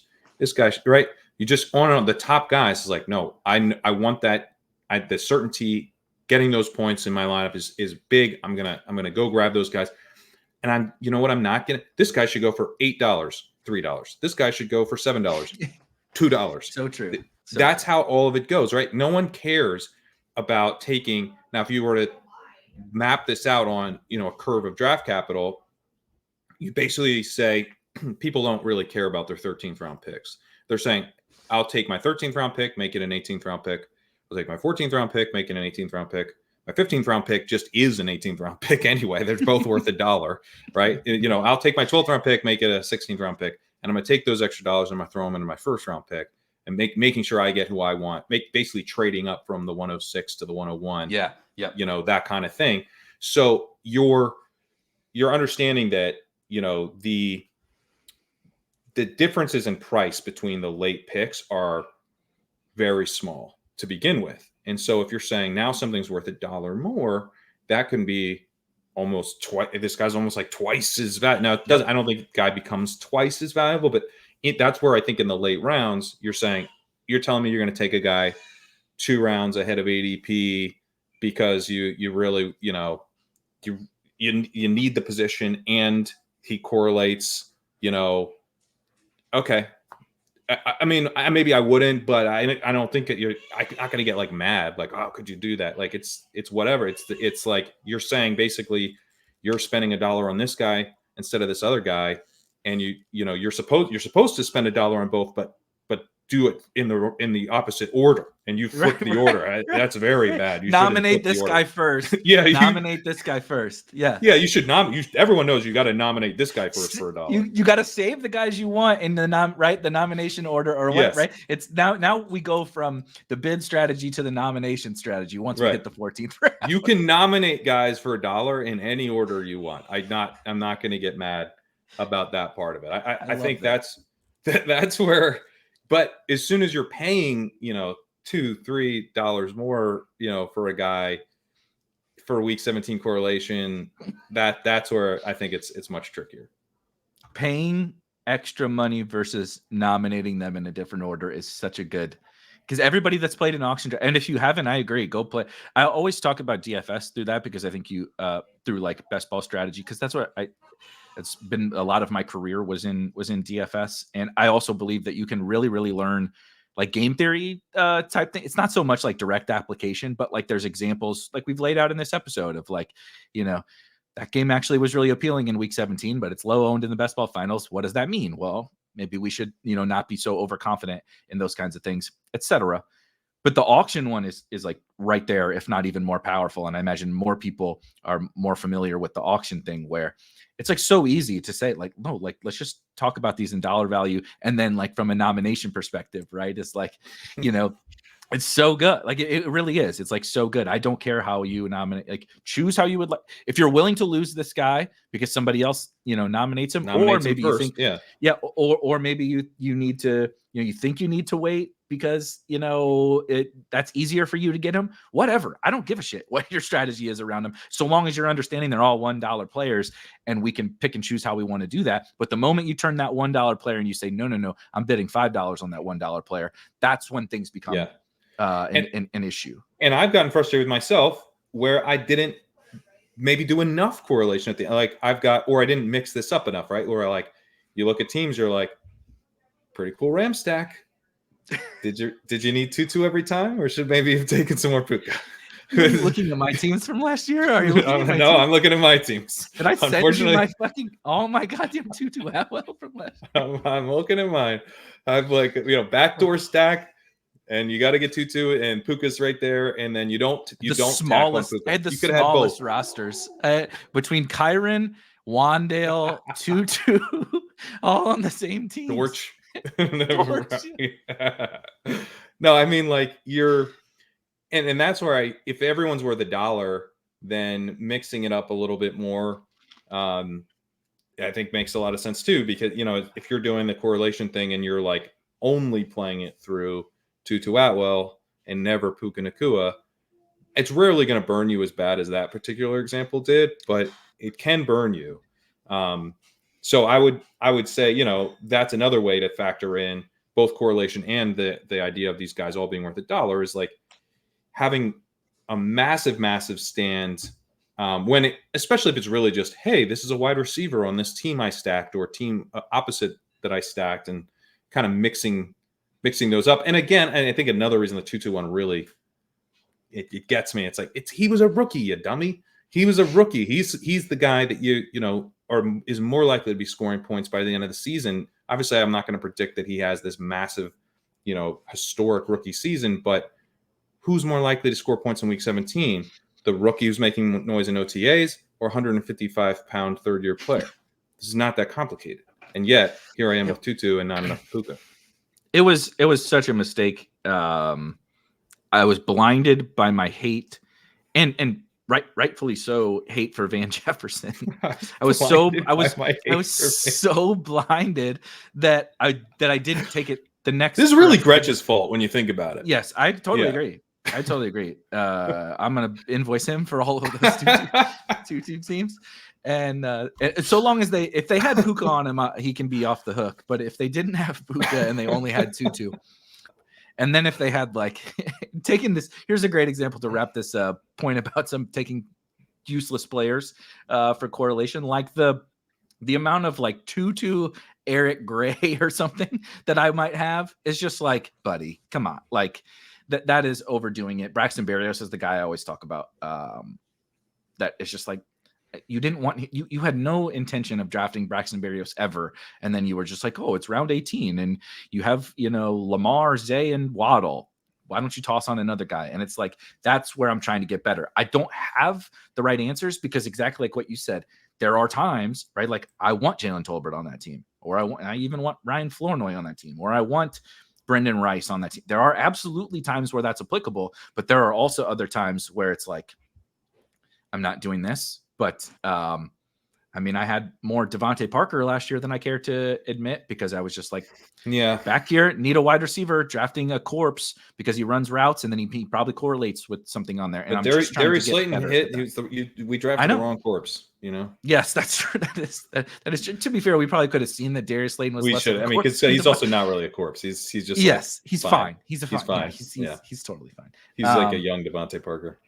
So one other thing that I just wanted to get in here today that you and I talked a little bit about. By the way, just as we're talking about corpses, sorry. Oh, no. But one, like you talk about how gross is too gross. One that this is about as gross as I did last year.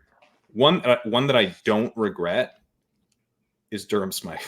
Now I did this basically only on DraftKings, where tight end you can get completely boxed out of, and you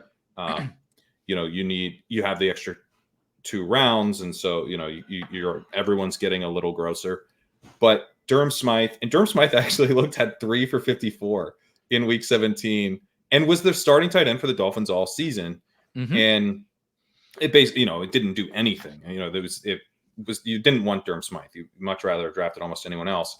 But I do think that, again, just to kind of underline the tight end point, that is where, if we're going to get like real gross, it should probably be with like rookie wide receivers and tight ends. And then later really prioritize the running backs that we have information about so that we can try to capture the next Kyron, the next Chuba, these dudes that we know. And that probably involves spending $2 instead of $1, taking a guy in the 13th or 14th or 15th. But he's not a $1 player anymore. He's not a $1 player anymore. The information added, his on the ESPN cheat sheet, he went from $1 to $4 or whatever. Yeah, although somehow Kyron still was $1 at the end, but it was ridiculous. He was like insane. A $15 player. Like the thing about Kyron that we need to make sure we elaborate on over the course of the rest of time, the rest of our really, lives. is people treat him like he was Eli Mitchell in terms of he was more but I don't know, even he was like Arian Foster. Yeah. He was like, all of a sudden, he was like all of a sudden, not just like, so like the problem with some of these guys, like last week we talked about Evan Hall, where he's not a guy you're really interested because we don't have the information, but like we know he's different than Kyron because we know it's Jonathan closer Taylor to Tony Pollard than that's Eli Mitchell. Yeah. It is. We just hadn't seen him be that good before he was that good. We hadn't seen him. But the information that we got was not just he's the backup, right? That's generally the information. I mean. When we talk about waiting on information, it's who's Jonathan Taylor's backup, right? Who's Saquon Barkley's backup? Who's whatever. That's usually what who's Joe Mixon's backup. Not who's in the 18th round and is getting rested with the starters. That's not usually who's in the 18th round and who's the starting fucking running back for the Los Angeles Normally Rams. That doesn't happen. No, that is so unique. And so he is a unicorn, like more than Puka. Sure. He's more of a unicorn than Puka is. So it's just important to be like, when we're talking about those guys, Kyron is like, who's the next Kyron? Like there may never be another Kyron. No, you're hoping to hit on Devin Singletary, Chuba Hubbard. Yes. Those are the more normal hits in that range. And, guys, I think both those guys, we were pretty confident they were the number 2s, but we weren't like 100% sure. And then we got kind of increasing information that like, they're like locked in as the number 2. Because remember, there was like Raheem Blackshear buzz in May, and we were like people got a little nervous about Chuba. He dropped a lot. Like that's more the journey that we're recommending that you take. That you're on board for the Chuba hits. I mean, you're on board for Jerome Ford, right? Jerome Ford was a locked in number 2. The starter goes down. That's kind of the classic late round running back hit. And then like also Jerome Ford, like not that good. Like he just isn't really that good. That is also why he's a classic late round running back.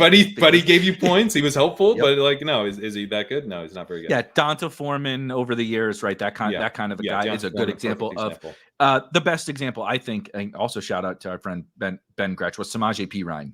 That was a couple really years good ago. one. Cincinnati Bengals. Chris Evans. We all, God, I feel worse about this. Okay, all the Tutu and stuff can live on the just assuming it was Chris Evans immediately because we wanted it to be. We just decided. We decided we were done with Samaje Perine because he's not very good, and he's not. This guy ran 49 routes with a 2 yards per route run. What could go wrong? He's gonna crush. Also, he's a third string running back on the Bengals. So when we talk about when we talk about no information, that's what triggers me. Is like I agree with everything about the like not having information, but we've acted on no information so strongly so many other times, like Chris Evans, that it's like, it's so hard. It's very, very difficult. That was a huge whiff. And Samaje Perine, is he in the league? He ran 73 routes as a rookie. He posted 2.11 yards per out run. That's why we got super excited, and the Bengals are like, he got kicked off the team at Michigan. We don't care. We didn't care about anything. We were just like, I don't know. He seems a lot more fun than Samaje Perine. So Samaje Perine's our backup, and we've made that extremely clear. Why don't you care or be willing to absorb this information? So Gretsch did. Gretsch did. Yes. He was like, you guys are more. This was the huge perk of him coming in later to where like we had kind of already decided ADP got low. Like these are the little things that can sway you, right? This happened with Kyron. Like ADP gets loaded in, Zach Evans is going higher, whatever. And like we just kind of just wipe it away and just say, oh yeah, that's it. We don't like go back and reassess. Someone with an outside perspective that doesn't even have access to the underdog ADP like Gretsch comes in and he does this breakdown before he ever drafts the team. And he's like, oh yeah, Perine's the backup. And then he loads up underdog, or he drafts with you guys the first time. And you're like, Chris Evans is going 185. What the fuck is going on? Whatever. And he's like, I think it's Perine, guys. But that's the kind of thing that I'm trying to be better about. Also, why a guy like Perine can be to this week 17 thing.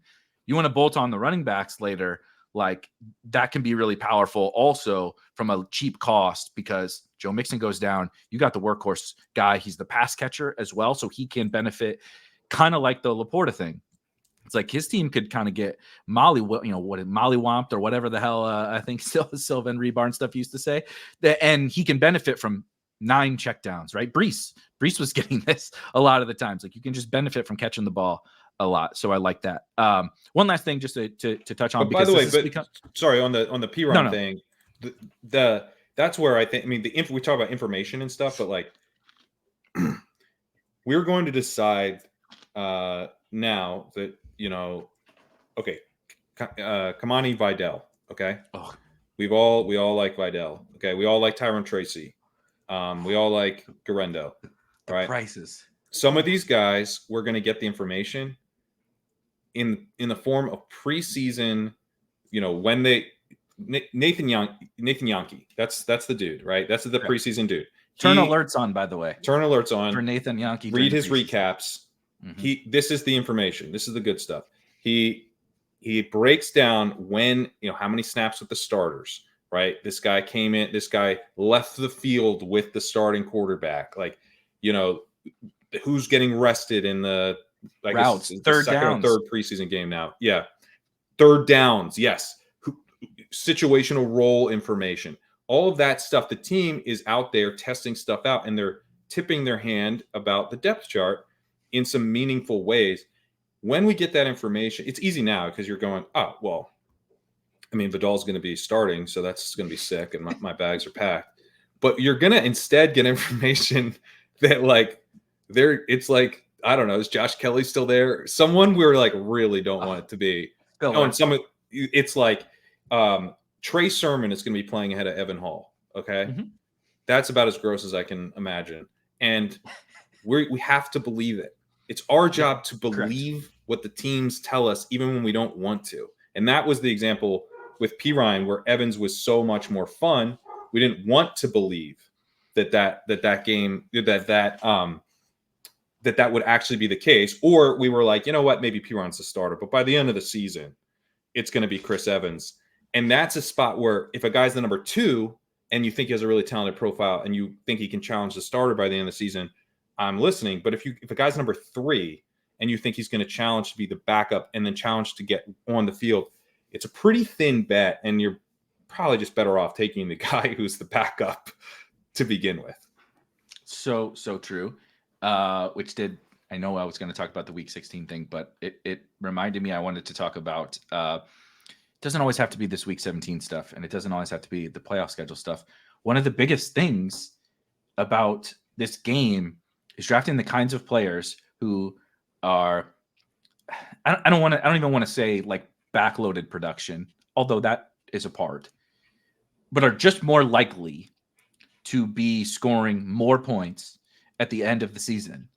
And I'll never forget, I was listening to, it might have been you guys on Ship Chasing, but it was like before week 17 last year, or maybe even after or something. Pete said something about like, it's funny, we keep seeing the same kinds of people, as in like me, you, right? Liam, Herzig. We keep seeing the same kinds of people having these successful teams in week 17.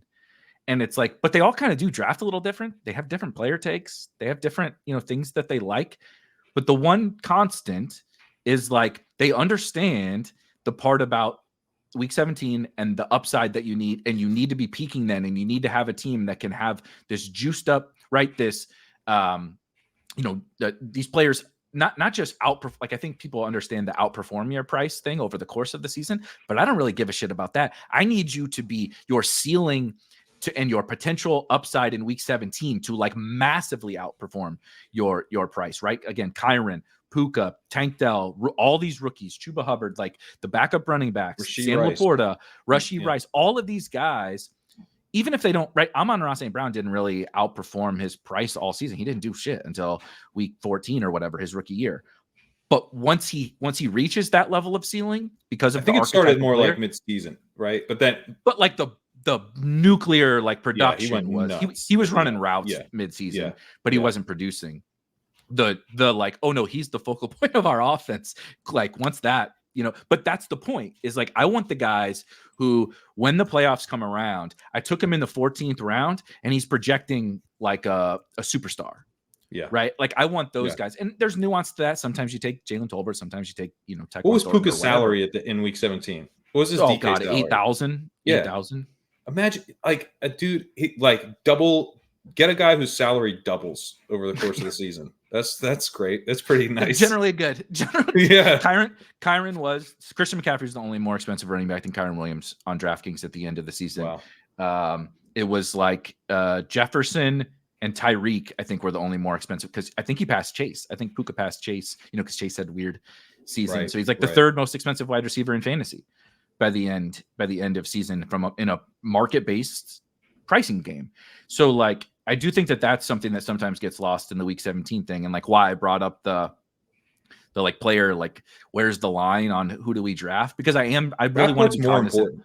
That part's more important. And I would say, and this maybe gets us to the week 16 conversation, because that part's more important because it also helps you get to week 17 where, why am I hoping for a touchdown from Sam Laporta? Because Sam Laporta went nuts in the playoff weeks before week 17.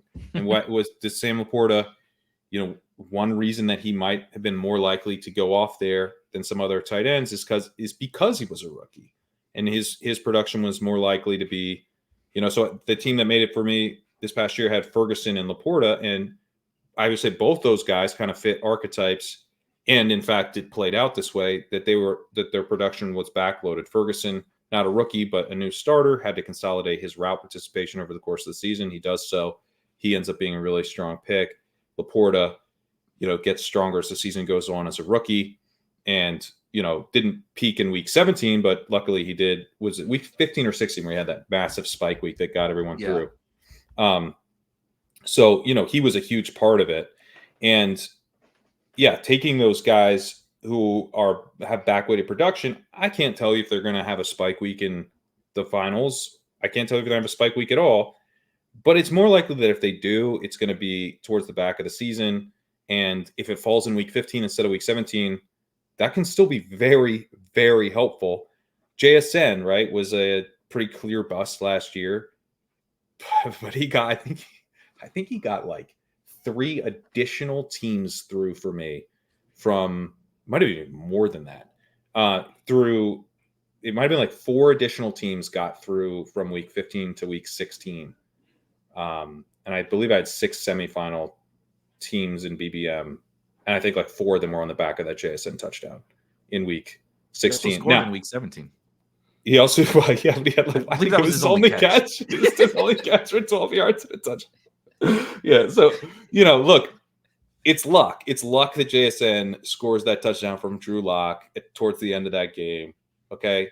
I'm not saying it was super smart to take JSN in the 7th round because I knew he was going to score a touchdown with Drew Lock in week 16. That's not what I'm saying. What I am saying is that when a 6th round or 7th round pick busts, if he's an older veteran, it's more likely that he just is a complete whiff for you at the end of the season. If you're taking rookies, they can bust and like still get some semifinals teams through for you, like that, because the team was good around him, and like that, getting that touchdown can be extremely helpful. And a rookie is just so much more likely to be like, I don't know if JSN's a bad player, but like I know Tyquan Thornton is, and he scored a touchdown in week 17. Like these guys don't even need to be good to be out there running around and getting targets and having the team see what they have in these guys, especially if there's draft capital. It's pretty likely for that to happen. And so it's a rare thing where you can win with a bad player at the end of the season. Normally when we're talking about winning with a bad player, it's like, well, yeah, Alexander Madison got benched. We all knew he was going to get benched. It was extremely predictable, but he helped me advance. But he helped you advance he helped you finish top 2 out of 12, maybe. But then he's dead for you in the 3 other tournaments that you play. Whereas if you take the rookie, if you take the backloaded production, it helps you in week 15. It helps you in week 16. It helps you in week 17. It helps you in all 3. It helps you in 75% of the tournament as opposed to 25% of the tournament. I think that archetype is, drafting with that archetype in mind is just extremely important. It's one of the ways, as we talk about, week 16 becoming more important. One of the easiest ways is targeting backloaded production. That's going to help you in week 16 and week 17. It's not mutually exclusive at all. I love that. And I always, it's hard to convince, people that how best ball is really, these playoff formats, of course, are 4 parts. There's 4 legs to this, this event. The regular season is just 1. Feels like a lot more because it's very long. It's a very long one. It's the marathon of the decathlon or whatever, right? And then you have, a swim and those are quicker, but they're equally as tough, maybe tougher. Once you reach the swimming portion or the cycling portion or whatever, they might be a little shorter mileage wise, but they're just as tough, maybe tougher. If you do something that makes you faster in the the running part of it, but it takes away from your swimming portion or your cycling portion, you don't do better in the whole event. You do worse because you gained a little bit in that one portion and you lost more in the additional couple of legs of the race. In best ball, there's essentially one archetype of players, rookies / young, unproven. I'll throw the young, unproven guys in there as well, but it's often generally rookies that are the only archetype that are like a guaranteed that they can help you in all of it. Let's set aside quarterbacks and all that kind of stuff, right? Comparing the old veterans versus the young rookies. The young rookie can hit from day one. Puka, Zay Flowers, Tank kind of, but like they can just be really good the moment they step on.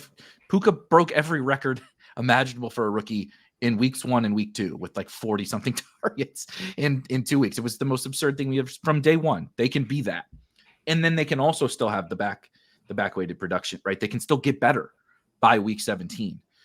It's not that, no one's saying don't draft veterans, but in terms of like building your portfolio, the guys I want to be a little bit more focused on are the guys where I know they just mathematically and historically proven are going to have a better chance of being better when I need them most in weeks 15, 16, 17, or for 3 legs as opposed to 1. They have a chance to be better in all of them, and they could help me all. It could be great all around because the range of outcomes is so wide that worst case scenario, I have JSN that like, okay, this sucked. Those bags were terrible, but it's still worst case scenario, you have Quentin Johnston. Yes, that is true. We do just land on total bust sometimes. Like absolute total bust. I say that because I was not a QJ guy, so he does get lost from you. Worst case scenario, we have Sky Moore. Yes, who literally does nothing. But on average, of course, there's one archetype that can actually help me in all legs of this race. And then, like you said, there's the Alexander Madison archetype that, like, at best, I'm probably hoping him to help me 1, maybe 2, right? But like the chances he makes it to week 17 is peaking, is the guy hasn't lost any volume. Like that's tough. It's really, really tough. It's not impossible, but it's very, very, very and tough. I mean, it's the first round is 82% of the weeks, and it's 25% of the tournament.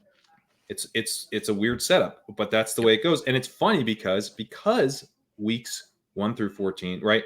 It's hard not to think about weeks 1 through 14. It's most of the season, but the fact that it is 14 weeks long, when Alexander Madison has that one kind of cool game, it gets thrown into a bucket of a bunch of other scores, a huge bucket. What are the chances that you even need that score? And you paid a lot for it. And obviously you thought you were getting more than that. But, I would imagine drafting Alexander Madison, you understood there was some risk of, him not. Now, I believe the second place guy had Alexander Madison on his team. So you can survive some of it, right? I'm not saying, all the Madison teams are dead. You can kind of get through it. But that archetype, I do think is, he didn't do anything for the second place guy in week 17. And I think that type of archetype is just much less likely year over year to kind of be there at the end. And it is just so much more important to get that production. It is interesting to see the rookie prices this year. Marvin Harrison, I just took him last night over Drake London in BBM, and I was like, should I do this? Drake probably flips him by the end of August or whatever. Once the normies come in, they're like, I'm not drafting a rookie this early. And then I just took Harrison because I was like, if Harrison's the guy, he is going, by the time the end of the season comes along, he could be going nuts. And and with the Falcons, actually this Penix pick makes me like just a little nervous of like, what happens if they're not making the playoffs? Are we seeing Penix is Drake London back in, an uncertain quarterback situation? Yeah. Jesus Christ. He had 1 month of cool quarterback situation and now I'm worried. And so we talked about his cool quarterback situation for longer than it actually occurred. He's yet to ever be on the field with the cool quarterback situation. So that's where I'm just like, you know what? Yeah, the rookie wide receiver prices are kind of nuts right now, but I don't know that they're bad, and I kind of don't think they are. And I guess like I'd be curious to kind of get your thoughts on this part of it, because I keep thinking this offseason, I've just been thinking like, every time we launch a new version of fantasy, we play it too similar to the other versions of fantasy for like 10 years. Or at least, this is the way DFS went, right? But it's like, we kind of just like, yeah, we should just, you do this and we shouldn't do this. And it's like, no, actually, like, we need to, you can't like triple stack. It's like, well, you can,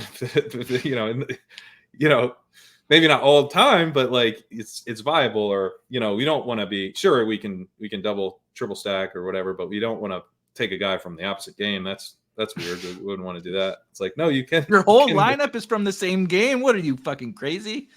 Yeah. So there's like stuff like that where I feel like more as more time goes on, we get more and more comfortable playing a new game like it's just a random game that we made up and not actually all that similar to the other random game that we made up. But it takes us like time to like get comfortable, like moving away from what we feel good about, working and making sense. And this particular game is so similar to redraft that I think we're like, we or cannot. feels like it. It feels The chess so pieces similar. Yes, are the thank same. you. The It chess pieces are the feels same, so but similar. the board's different. Exactly. That's a great way to put it. Yes, pieces are the same, board is different, and so you're like trying to assemble these teams that feel very much like assembling redraft teams. And when you get, there's a lot of crossover between redraft and best ball discussion. Best ball ADP gets referenced for redraft, and so and I think over time these things need to split and become more different. Where like if you're taking Malik Neighbors, let's say, like the next version of Malik Neighbors, were he to go ahead of Drake London, is that bad? I don't know that it's bad, because you're talking about a guy who's very, his production's very likely backweighted. We know how important that is. I'm glad I don't have to do that and make that and have that conversation, make that decision. That seems Daniel Jones and Drew Lock, and you're dealing with that. Like I probably would say no. Let's take Drake London. We think he's good. But if I'm not going to get any Malik Neighbors because he's going at 112, I don't think I'm willing to do it. I think I would take him there. At least some, right? At least some. And that's where we're starting to see now that the rookie prices are really pushing up in a way that's starting to like diverge this game away from redraft. But I think that's like a natural thing that should happen, and the wide receiver prices are getting like really, really extreme. I think that's like a thing that should happen. Like that's the way, that's us seeing this game become its own thing in a way that's important for us if we want to keep finishing well in it. We have to treat this game like it's a different game than redraft, because it is. I think you are preaching to the choir on that, and I think it's something, even as someone who multiple years ago literally started, and I specifically started Spike Week as a best ball only site, and it will only be a best ball site. We even like dabbled in the daily games, and I was like, I just don't want to diverge from this, because I think it's literally what you just said, that even though the game feel right, the chess pieces are the same and the board is different from the other games of fantasy that we played, the fact that those chess pieces are the same is so easy for us to fall back on things that we've known or felt, whether they're fact or fiction is really kind of irrelevant, but the things that we've leaned on in these other games, where it's human nature to go back and lean on those things. And not only that, more important, it's kind of okay. You know what it is? The chess pieces. So in DFS, the chess pieces are the same, and the board is different. In best ball, the chess pieces are the same, and the board is literally the same. It's true. Draft board is the exact same. It's that the pieces kind of like work differently together. Like they all score the same amount of points and stuff, but it's like it's a very subtle thing. It's like strategies, and this piece is actually this piece is more important in this game than in this other game for these like you sit down and I'll tell you why. Kind of, or like it's like I'm just gonna play it like the other version of chess that I know how to. It's a version. I can't think of exactly how I would say it, but like the game, the duration of the game is different, or like you get paid out at different, right? Yeah, It's not just like checkmate and that's it, that's it, right? Exactly. It's sacrificing pieces is like way more. You don't want to sacrifice your pieces in this version of chess. Like, oh shit, my pawn is gone. Like, God, no, not my pawn. Like Alexander Madison, the key pawn in the easy pawn, right? Yeah. Or you can draft. The pawn makes it to the other side of the board, it changes to a different. He becomes like 8 queens. Yes, exactly. Yeah, right. Exactly. Piece. Yeah. So those differences are so big, but it's hard for us to leave the thing that we've leaned, like those things that we've leaned on, because there's so many similarities. And then, it is also still a market-based game. And so the market is decided by, everybody says the market knows better, right? It's the wisdom of the crowd, and it's a bunch of people giving their inputs. And so the market's going to naturally know things. But we've seen now in a new game, that's not necessarily true. In a new market, just because people are coming in that are smart, go look at ADPs, go look at how people drafted from Best Ball Mania 1 to now and watch the shift. I think Hayden's put out some good charts and stuff on that to see the shift. We've done different stuff. Shout out Billy Jones. I know you guys have done stuff too. Just like some studies about how, like Billy, the article even just says like how people have drafted wide receivers in Best Ball Mania and what has worked like since Best Ball Mania 1 to now. And you'll see, like, if the market was so good, we wouldn't see all these huge shifts constantly every single year. And it gets, and to your point, it keeps getting more and more and more towards wide receivers and rookies. And so if we can't simultaneously say wisdom of the crowds, market knows better, and then say, oh, well, these wide receivers prices are ridiculous and these rookie prices are ridiculous. It can't have both. And so to your point, I just really, really passionately believe in exactly what you just said, which puts me more willing to think about things differently. And I do think we're starting to get smarter about some of these. Well, again, it's kind of just the wide receiver and rookie thing, if I'm being totally honest.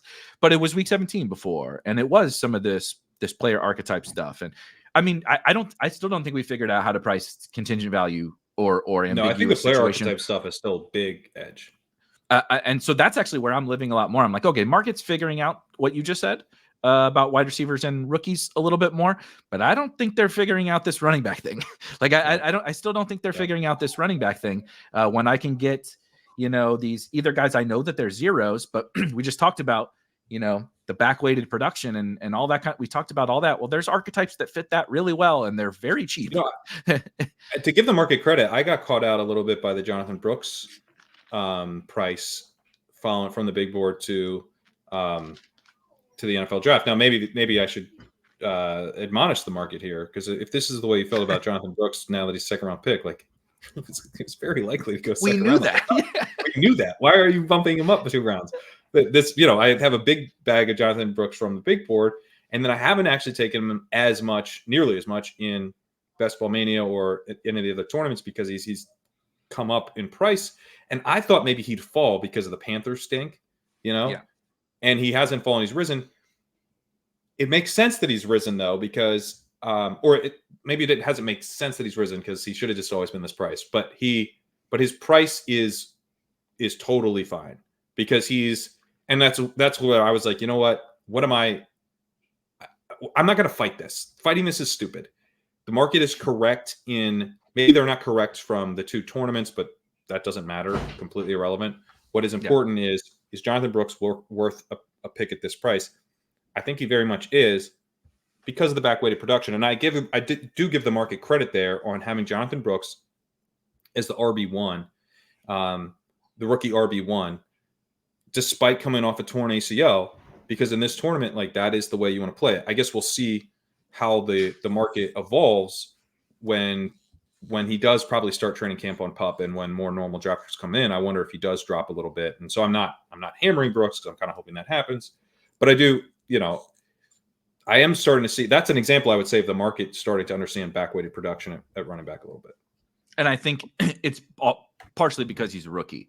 I don't think that they understand it as much with just straight up contingent value players. Yeah, good point. I think I might have even mentioned it last week with like Ty Chandler and Tyler Algier and stuff like that. It's like, look, I understand they project for basically 1.5 points or whatever in week 1, but the upside is such that they should not be going in the 160s or whatever. Both like, it just doesn't. Picks. Both guys are great. It just doesn't make any sense. I mean, I've mentioned this before, that I used Tyler Algier's score in the BBM final last year. It was not a Kirk Cousins offense, and Bijan was still playing. So, like, it's not impossible for these guys. Like, we treat them like it is a lock. They score 0 points, period. Like, that's what we treat them like.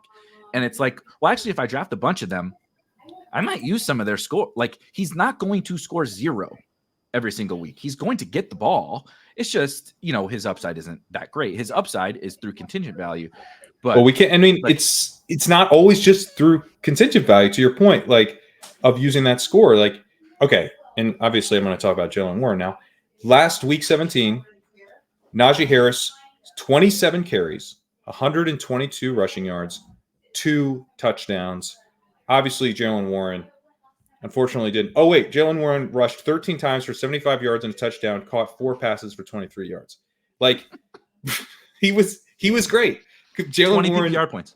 20 PPR. yeah, he didn't. You didn't need to have Najee Harris not be there. If Najee, what I do feel very confident about is if Najee Harris had missed that game, Jalen Warren would have been, you absolutely had to have him because he's awesome, and he still scored a bunch of points even with Najee Harris toting 27 carries. So I mean, I think like it's not even as simple as like, oh, what if Aaron Jones isn't there? What if Bijan misses that game or whatever? Like, Algiers good. We've seen him operate behind Bijan and still put up fantasy points in certain games. It's just like it's a good player who's really underpriced for how good he is. Ty Chandler is, I think, a pretty good running back, very underpriced for how good he is, and his path to getting on the field is not. He's not even blocked. Like Aaron Jones is a career 1A back who's like 30 years old. Like, you're telling me Aaron Jones is going to handle 27 carries in week 17? Get out of here. Like, they're going to – Ty Chandler is getting some carries in week 17, and he's an explosive player. Can you get used in the passing game? I mean, the contingent value is the reason that you're, excited, but it's like, even if it's not like, oh, Aaron Jones gets hurt and this guy's a smash, or he doesn't and this guy's a 0. Like, he could still hit your lineup. That's just like you were talking about with Algier.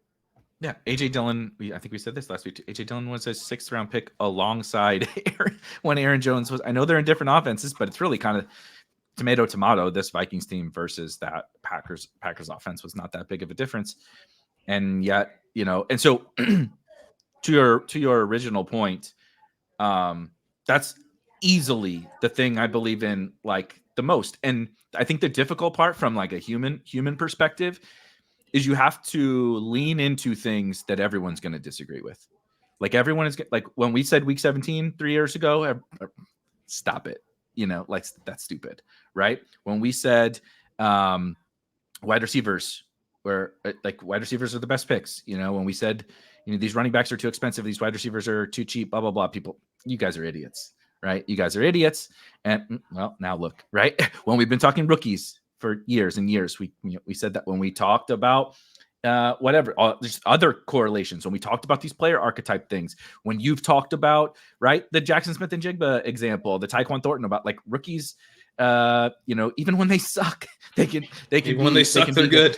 Yeah, it's like, but all of these things are not believed, but like most people are not going to believe you. So there is a natural like little, you have to fight against the fact that you're going to be going against most of the market. You want to find that feeling, as long as it's like specifically, because the point isn't like, look how right we've been. I'm not saying I'm also not saying just zig when there's it. That's not at all. Yeah, the point is, and don't just be contrarian to be contrarian and all that. But like the point is, we're trying to find out what makes this game this game. Exactly. And so figure that out and exploit those differences that people are going to find exploiting uncomfortable at first. And then later, that's it. They'll get carried away and we'll have to be like, guys, the point is not to predict the weather in Cleveland on December 28th. That's not what we're doing. What a perfect all the way back around from the very first thing we talked about. And it could not have been more perfect. That is it. We're trying to find out what things make this game, and where maybe it's specifically what we've been able to do so far is where maybe everybody's like, the market is not on board with that. And they're picking up some things that we believe in, but there are some other spaces that make this game very, very unique. And I think it's not even just back weighted, but it's back weighted production / being more likely, it's what we talked about with the individual player upside stuff, like being more likely to score points later when it counts for me.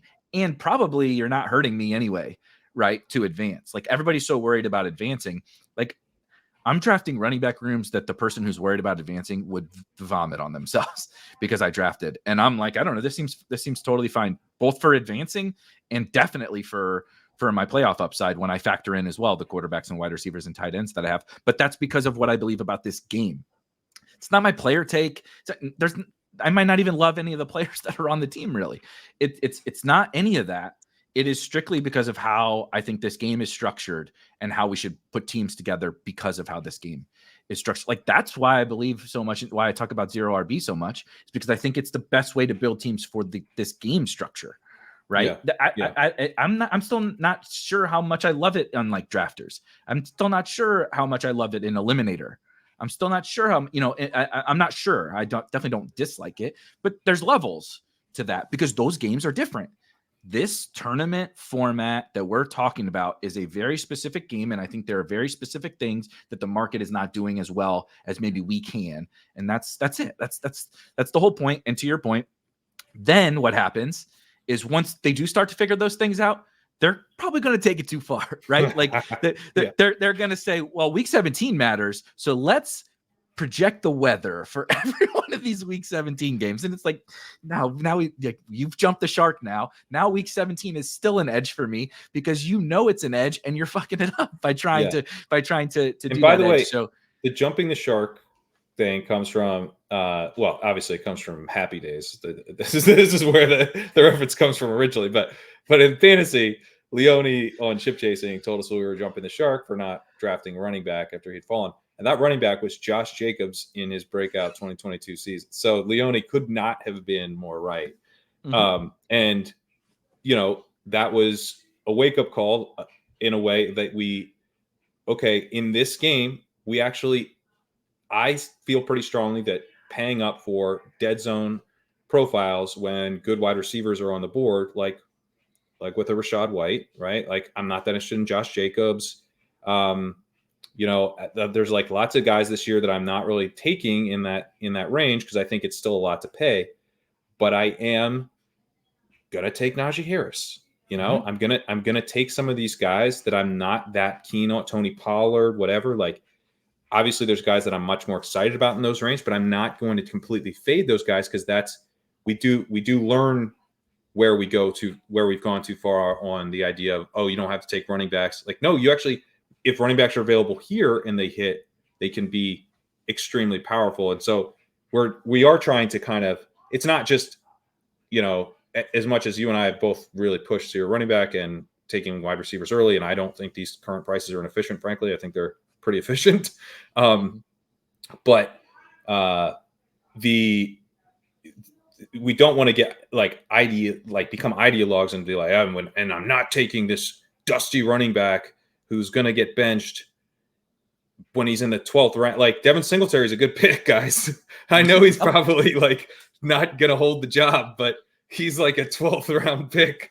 So like at that point, I think it's probably pretty good, and you can kind of make use of those points. So we're going to have to shift and evolve as the game changes, and not get too stuck to what was working before and be like, well, okay, what if Alexander Madison last year had been a 12th round pick? Would he have been a good pick then? I kind of think he would have. Like, we need to let go of that bias. So I guess one thing I would kind of note in general as you think through the stuff is, like, in Dynasty, one of the things that made me get a lot better in Dynasty is like this feeling, and like with the zero running back stuff, learned a lot from Sean Siegel with his Dynasty analysis. But it's so nice. Like, there used to be a big thing in Dynasty where we'd go around and we'd look for veterans who were coming off bad seasons, like good guys who were coming off bad seasons the year before, and they were buy lows because it's like, this is a great player, and you can get him now way cheaper than you'd ever be able to get him, and I think he's going to be productive. The problem with that in Dynasty is, if he's not productive, he's worthless. It's over. You're never getting that guy off your team because he's an older player who's coming off 2 bad seasons now. And that's a spot when you buy low on a player like that, not to say it's it could be a good idea. There could be opportunities like that, but you need to be careful, because what are you asking of yourself? You're asking yourself to be right. You have to be right on the player take. And in as this game evolves, we want to really be looking for the spots where we don't even have to be right, where we're like, with JSN, I wasn't right. I was wrong. He still helped me advance finals teams because that back-weighted production was underpriced. It was still a little underpriced. And if he had been good, he would have been an absolute smash at that price. So, and he probably isn't good. So that's a bummer. But it's he's at least not as good as I was hoping he was. I think I feel somewhat confident about that. But my trades for him last summer in my dynasty leagues don't feel so good anymore right now. When my feelings about him are similar to about someone like Malik Washington, who I can get in the last round of all my dynasty drafts. Yeah, it's not going to be as exciting as I was hoping it might be. But that's okay. We still can win. Like, being able to win when you're wrong is so awesome.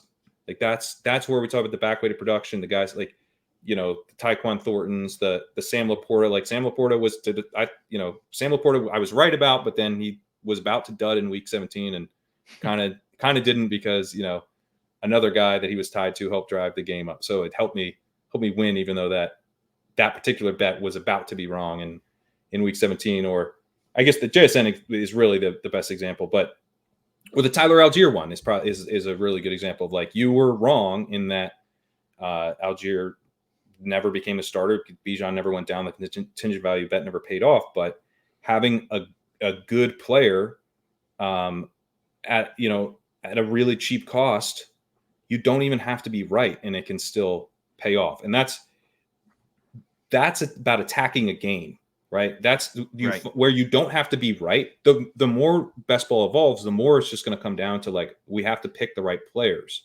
And that's really hard. It's really hard to pick all the right players. So to the extent that we can just be like, yeah, I'm going to pick some of the right players and then still kind of win even when I'm wrong, that is pretty fucking sweet. That's where, like, I think the very first, like, podcast appearance or whatever I did, I don't even think Spike Week existed, was with Leone, because I got so obsessed with this game. And I think I've told this a million times before, so apologies to the folks who've already heard it. But where I got so obsessed with best ball wasn't even NFL. It wasn't even like a regular season. It was the form of best ball that's, and everybody knows NFL playoff best ball now, which is also incredible, just a super, super fun game. But I got into NBA playoff best ball, which is going on right now. And it's just a painful sweat every single goddamn night. It's such a miserable sweat because the longer the series goes, right? There's games played element in NBA playoffs that the NFL doesn't have, which is like one team sweeps, the other team plays 7 games. That's 3 more games of production. Oh, wow. I didn't realize. I've never played it. That's crazy. Right? So that strategy element, right? I played it the one year I sucked. My teams were terrible because I didn't know what I was doing. But then I started thinking about it after, like, why did I suck? Right. And I'm going through my teams. You probably just try to pick the best players. 100%. I knew better. Right. I knew ball. I know hoop. And I thought that I knew better. And I'm like, I just wasted a few $100, and this was a terrible experience for me. And I went back and I looked, and then I'm like, well, I didn't sit down and I read the rules, but I didn't deeply think about this game. And so I didn't think enough about the games played element. I didn't think enough about, the advancement structure. I didn't think about all this kind of stuff. And so I just got so deep into, I was like, this is so cool. This is so fascinating, but it was straight up. It wasn't because of the sport. It's all the same chess pieces as well in NBA playoff, but I mean, the board probably is different in that game. So I was like, oh my God, if I really dive into this, I think that there are just straight up things about the game that are a big edge. And then naturally that trickles down into NFL and all this other stuff. But it's the pillar of that for me was, I told Leone on one of the ETR podcasts, I talked about people draft like they're wrong. And I think we should draft like we're right. But it's not because I can predict it better. It's because I want to draft the team something happened here that made this team successful. So let's optimize that for that. Right. And it's different for every team. Sometimes it is, your first couple picks or whatever. Sometimes it's 0 RB went right. Sometimes it's Lamar to Mark Andrews. Once I know Lamar and Mark Andrews are the smashes, right, at my fourth round and 5th round pick, it's different. But once I've done that, how can I make this easier on myself? So to your point, I know I'm drafting like I'm right, but I don't really have to be right about everything. Yeah. Like I'm right about something. Like something happened here that this was successful. Now let's make it easier on myself. The rest of the draft is making it easier on myself. That's the week 17 thing. That's the rookie stuff. That's the backweighted production. It's like all I'm trying to do is something went right here, right? CeeDee Lamb. I happened to get the 112 last year, and I got CeeDee Lamb. Maybe I took Amon-Ra. It's like, all right, this thing, that's right. This was right. Now, how can I draft 16 more players to where I don't really have to be right about much else? It's all going to kind of work out for me because I got that thing right. And that did work for a lot of teams. That worked for a lot of teams last year. As you got CeeDee Lamb and Amon-Ra right, and you just built the right thing around it. Maybe, you got, like, I was lucky enough, like I didn't have CeeDee, but I did have Amon-Ra, and I had Laporta, and I got Kyron, right? And it was like, it's because I drafted a 0 running back team because I got Lamar right. I got this game right. I got blah, blah, blah right. And the next thing you know, you just you keep pulling lever after lever all the way down your draft. And the whole goal is just making it easier on yourself, because I don't want to be, I can't be right. 18 leg parlay. Are you fucking kidding me? Like, that sounds absurd. I don't want to have to do that. I want to make it easier on myself. Yeah. And that, stacking I still think stacking is probably the big thing. Like, and Pete talked about this in his week 16 and week 17 video on YouTube. Just really Deposit Kingdom channel. I would recommend checking that out. He, talks about how stacking is really powerful for week 16 and 17. It's also really powerful for just trying to get less things right throughout your draft. So that's probably a lever that's, maybe going to get a little bit overshadowed as we talk about game stacking in week 16, is actually just like, if you have a chance to just stack, just regular old boring stack, then that's helping you in the regular season. It's helping you in week 15. It's helping you in week 16. It's helping you in week 17. So you're getting this added benefit, this player, that's joining your team from the team you already bet on. As long as they're kind of equal player strength bets, that player's helping you in 4 tournaments versus another player who might be only helping you in 1. I think that's important to consider. The other thing I would note is kind of the team building element is like, where just as you were talking, it reminded me of, like, I would recommend trying to build in additional stacks, like kind of as soon as possible, or additional outs to stacks that you can do later as soon as possible. Like, the more that you kind of force, and not to say like you can't do, because I have like a team like this in a mini Schnauzer slow right now that went Tyreek Hill. What a fucking world. I know. What a world Devin we live in. and These are Jalen real Waddle. things. These are real things that I'm doing. I've got Hill, Achane, and Waddle, and then obviously I grab Tua later, and so I'm betting big on that offense. It's a little bit of a smaller tournament final, that I don't need to be like putting up quite as many points to finish first in that final.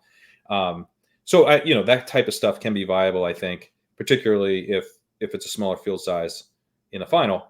But in general, I would note that, like, it's so nice when someone grabs Trevor Lawrence and you're like, oh, well, I guess I'll just finish this double stack with Herbert instead, and because you've had Christian Kirk and Evan Ingram, but now you've got Herbert, and they've got, you've got Herbert double stacked.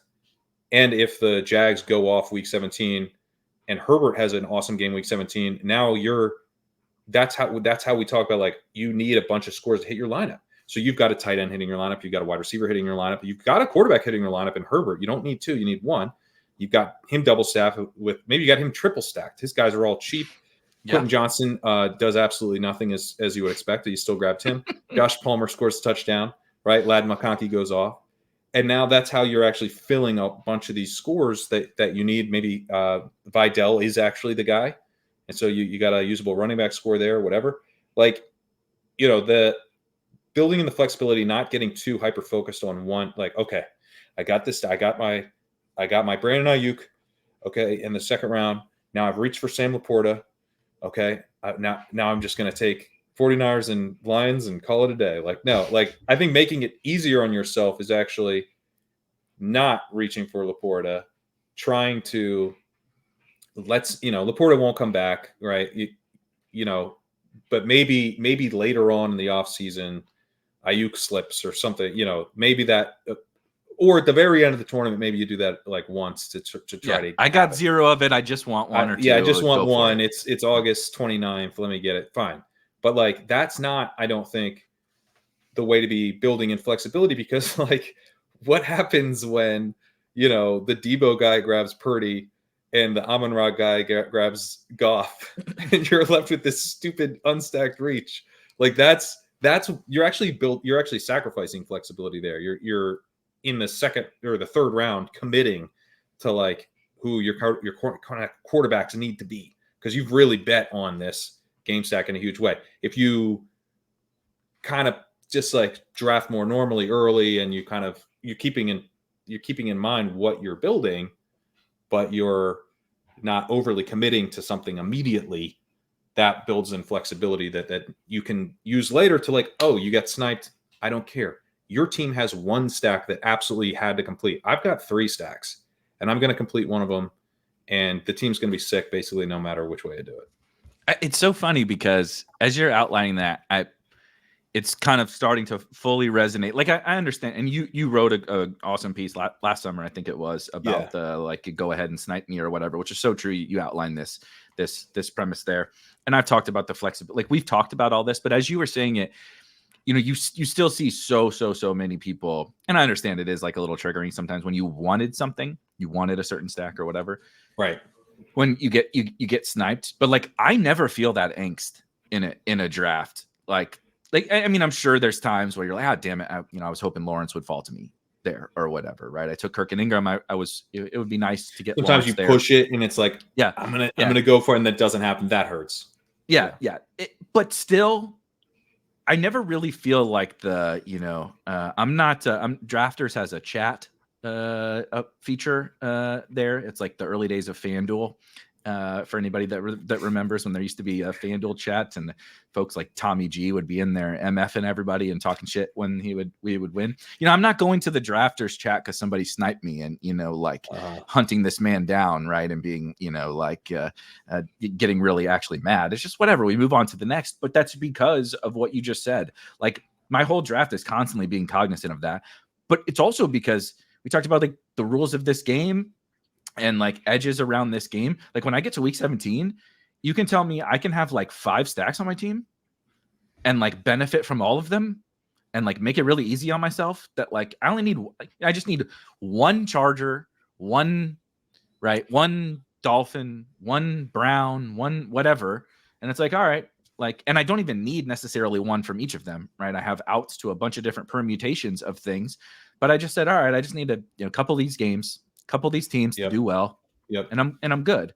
And so but then building in that flexibility all throughout the draft is so killer. I think we should talk about not just that, but like stacking, of course, and all of that. Maybe we'll save that for Can next I share week a team? because yes, absolutely. Because this just goes to I drafted this team last night and figure I'll just bring this up because I do. The other thing really quickly, if you do that, like people are obsessed with ADP value, and I get it. You want to know how you get ADP value on some of these things is doing what we're talking about. Like if you have CeeDee Lamb and Jake Ferguson or something, no one else is really incentivized to take Dak Prescott. And so somebody else takes him from you. Okay, that sucks. You pushed it, right? You tried to pick 100 Dak Prescott and it didn't happen. So what? Move on to the next, right? You also have Christian Kirk. Put Lawrence in the queue. You also have Jalen Waddle. Put Tua in the queue. You got your backdoor stacks, right? Get Drake Maye ready. Get Justin Fields ready. Get Bo Nix ready. Whatever. But like, that's a great way to manufacture some of these things is by drafting this way. When you start out from the jump and you do it, it's like you boxed yourself out and you don't have the flexibility to pounce on any other situations. Yeah, 100%. So this team I drafted last night. This is not like a team that worked out exactly like I wanted. Okay. I drafted Tyreek Hill, Jalen Waddle. I grabbed Kelsey, hoping Mahomes comes back. He does not. Grab Kirk, grab Brian Thomas, obviously setting up a Jag stack there. The guy who grabbed Mahomes grabbed Burrow. That's frustrating because he actually double stacked Burrow. So could have left me Mahomes, dude. But yeah, what the hell? Let's just go our separate ways, I suppose. So I had, I have Kelsey. I still took Rice at 93. I thought that was a pretty good value for him. I'm deep enough at wide receiver. It was my 6th wide receiver, so I'm like, let's plan for him to be playing at the end of the season. I think I can get by without him. And I'm betting on the Chiefs still. I'm still betting on the Chiefs. I have Kelsey. I want the Chiefs to score a bunch of points in week 17 and be passing a lot, right? So that's okay. And Christian Kirk hopefully goes off, and I don't even need Mahomes relative. Maybe Mahomes outscores my quarterbacks, but I'm keeping close. So I grab Rice, grab a couple running backs, grab Tua at 124 to complete that stack. Grab a couple of receivers, including Jalen Polk, then grab Antonio Gibson. You can see what I'm doing there. I grab Juwan Johnson. So I think I could have grabbed Hunter Henry here, but I didn't. Did Hunter Henry go? Maybe he was gone. Grab Juwan Johnson, and then grab Drake Maye, grab Derek Carr. So did go 3 quarterbacks with this build. Got it's just a Johnson to Carr stack here. That's like, I would prefer Rashid Shaheed or something to double that up. But I have Drake Maye with Antonio Gibson and Jalen Polk. Given that I just had 2, I like that I did go 3 quarterbacks. But I got sniped on Lawrence. I got sniped on Mahomes. I wish I didn't. I wish Lawrence was sitting for me at 117. That would have been sick. But I did get sniped, and I still like the team. I also find, I don't know if you feel this way, I find when I get sniped sometimes, I end up loving the teams maybe more, or maybe at worst equally. I think it increases the upside of your team to get sniped. Because you still have, like, I think people struggle, and I probably did too. Although from the DFS angle, like when you come from DFS, like things like secondary stacks and stuff are so normal. It's like you can stack a game, and then, you have a running back and you play the tight end on the opposite side of the running back. That's like a normal thing in the DFS world, right? Like secondary correlations and stuff. Mm-hmm. And which is becoming less of a thing, by the way. Talk about one of the things that we probably took too far is the game stacking and correlations and stuff in DFS. Now the whole sim world is coming out and saying, yeah, you don't need to do that so much, dumb. Just play the hits. But it, like, I end up finding as I keep running down this is like, yeah, I think I would rather like have Mahomes on there, but you're like, yeah, but now my wide receivers are better, and I still have the Chiefs bet. And like, I don't need Mahomes to bet on the Chiefs. And I think that's what it's really hard sometimes to wrap your head around. Like, if I have Kelsey and I have Rashi, Mahomes is going to do well. And that's probably true. But also Mahomes could do well and like not matter. And that's actually fairly likely. And if he's doing well, but he doesn't matter, that's great for Kelsey and Rashi, but not that big of a deal for not having Mahomes, right? And you've also made this Dolphins bet. So you're like, well, the Dolphins are probably doing pretty well too. So that means Tua's doing well, but he goes at pick 124. Mahomes goes at pick 50.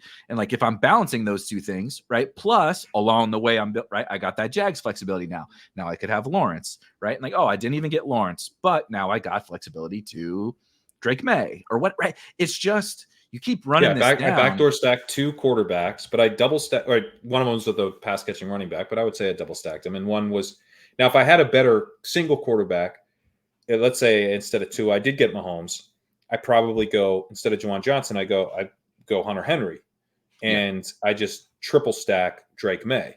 But right. I wanted to like kind of make sure that I had another out to another quarterback, even though I took Maye just ahead of ADP, but he could have gotten sniped too. So at that point, I'm like, I want a little bit more flexibility to make sure that I don't have Tua and like, Bo Nix, Greg Dulcich. That's how that's how you want to. To be fair, I had mine was Lamar and that's and Bo Nix. Yeah, and I take a lot of Drake Maye partly because I think he's a really, really fun quarterback prospect, but I also in this type of build I do like getting a guy like Maye who I think has legit spike week upside late season.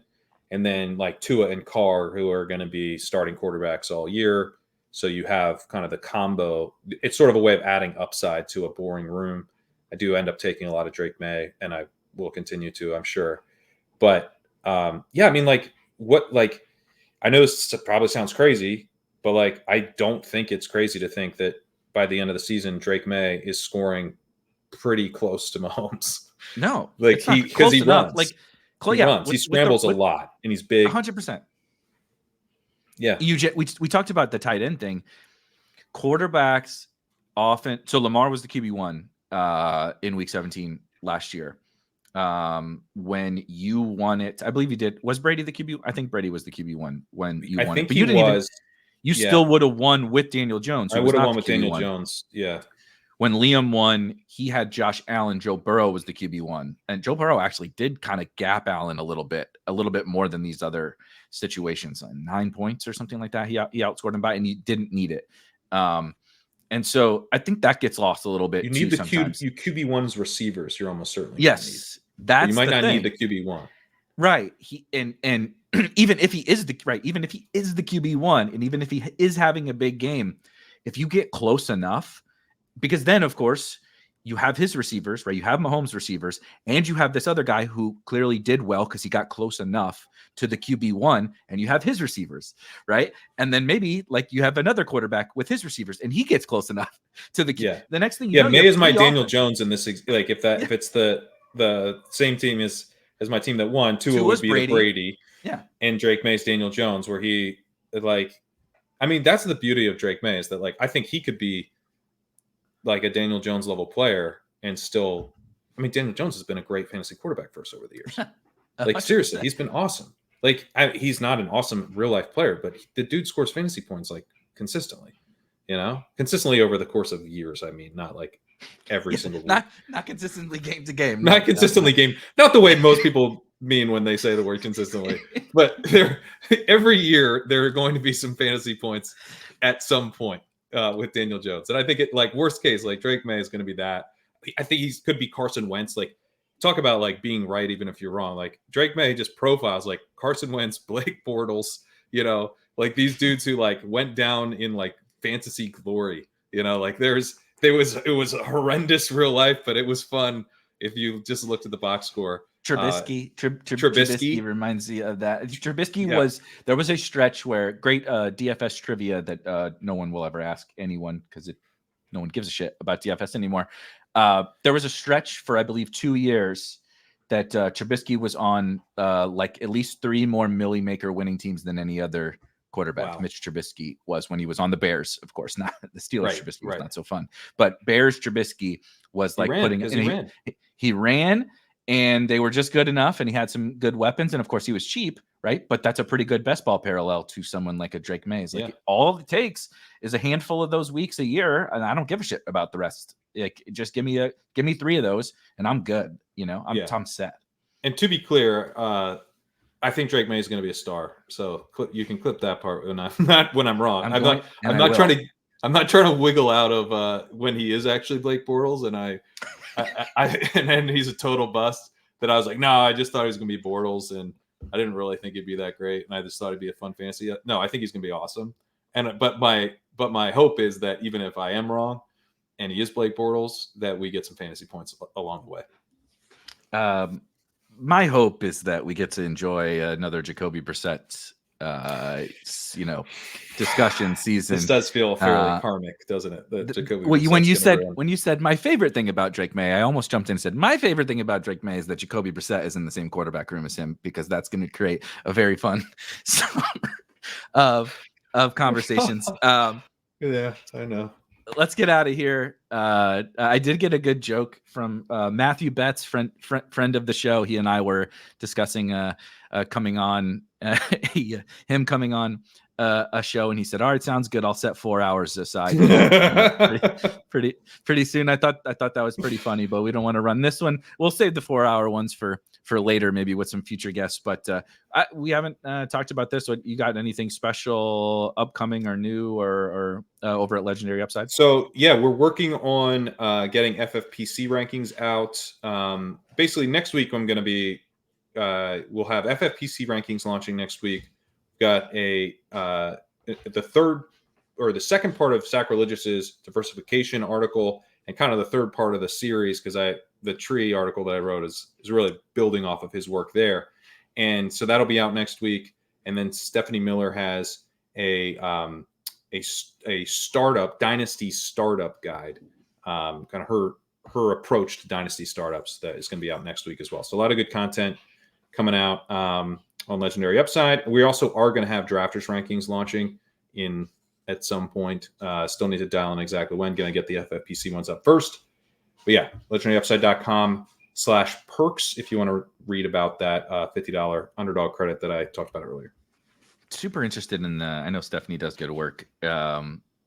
I consume so much best ball content and produce so much best ball content. Sometimes I like to read other stuff, and there's not as much dynasty stuff out there, at least not in my little sphere. So I'm fascinated to read that from on the Spike Week side of things. I'm lagging behind. I gotta not make promises I can't keep with some of these other sports, but MLB, there are in-season MLB tournaments for the real sickos out there in best ball land. I promise I've been working on the rankings. It's a lot harder than you think once you get into the season because so much MLB Redemption. What are these tournaments?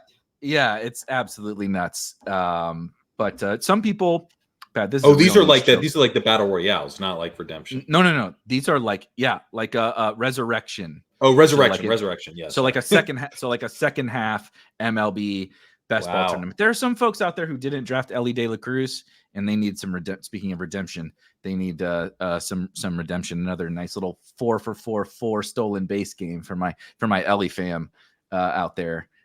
Yes. If anybody is listening to this and plays baseball, that's our win. That's our big one. That's our Kyron or Puka of Spike Week MLB land. And then Eliminator. Maybe Pat and I will have a record something at some point this summer about Eliminator, because that's kind of the game that I'm now like, I should have already had the content in there, but every time I start writing something, it sends me down another path, and I go look at something and I think about something. And Eliminator is a really fascinating game, and it is, speaking of a lot of the things we talked about here, very different, very, very different. And the little bit I've heard other people talk about it, I think we might be wrong about how we're approaching the game. So I'm putting together my first article there and tweaking some rankings specific to Eliminator, and there'll be plenty more Eliminator stuff. But this is the one that I'm most interested in. Shout out to Underdog, because it's a really, really cool format, and we'll have some more content on that coming soon. But for Pat and for myself and for Pat's babies and all the dogs and all you guys, have a wonderful, wonderful rest of your weekend. We'll see you guys next week. Peace.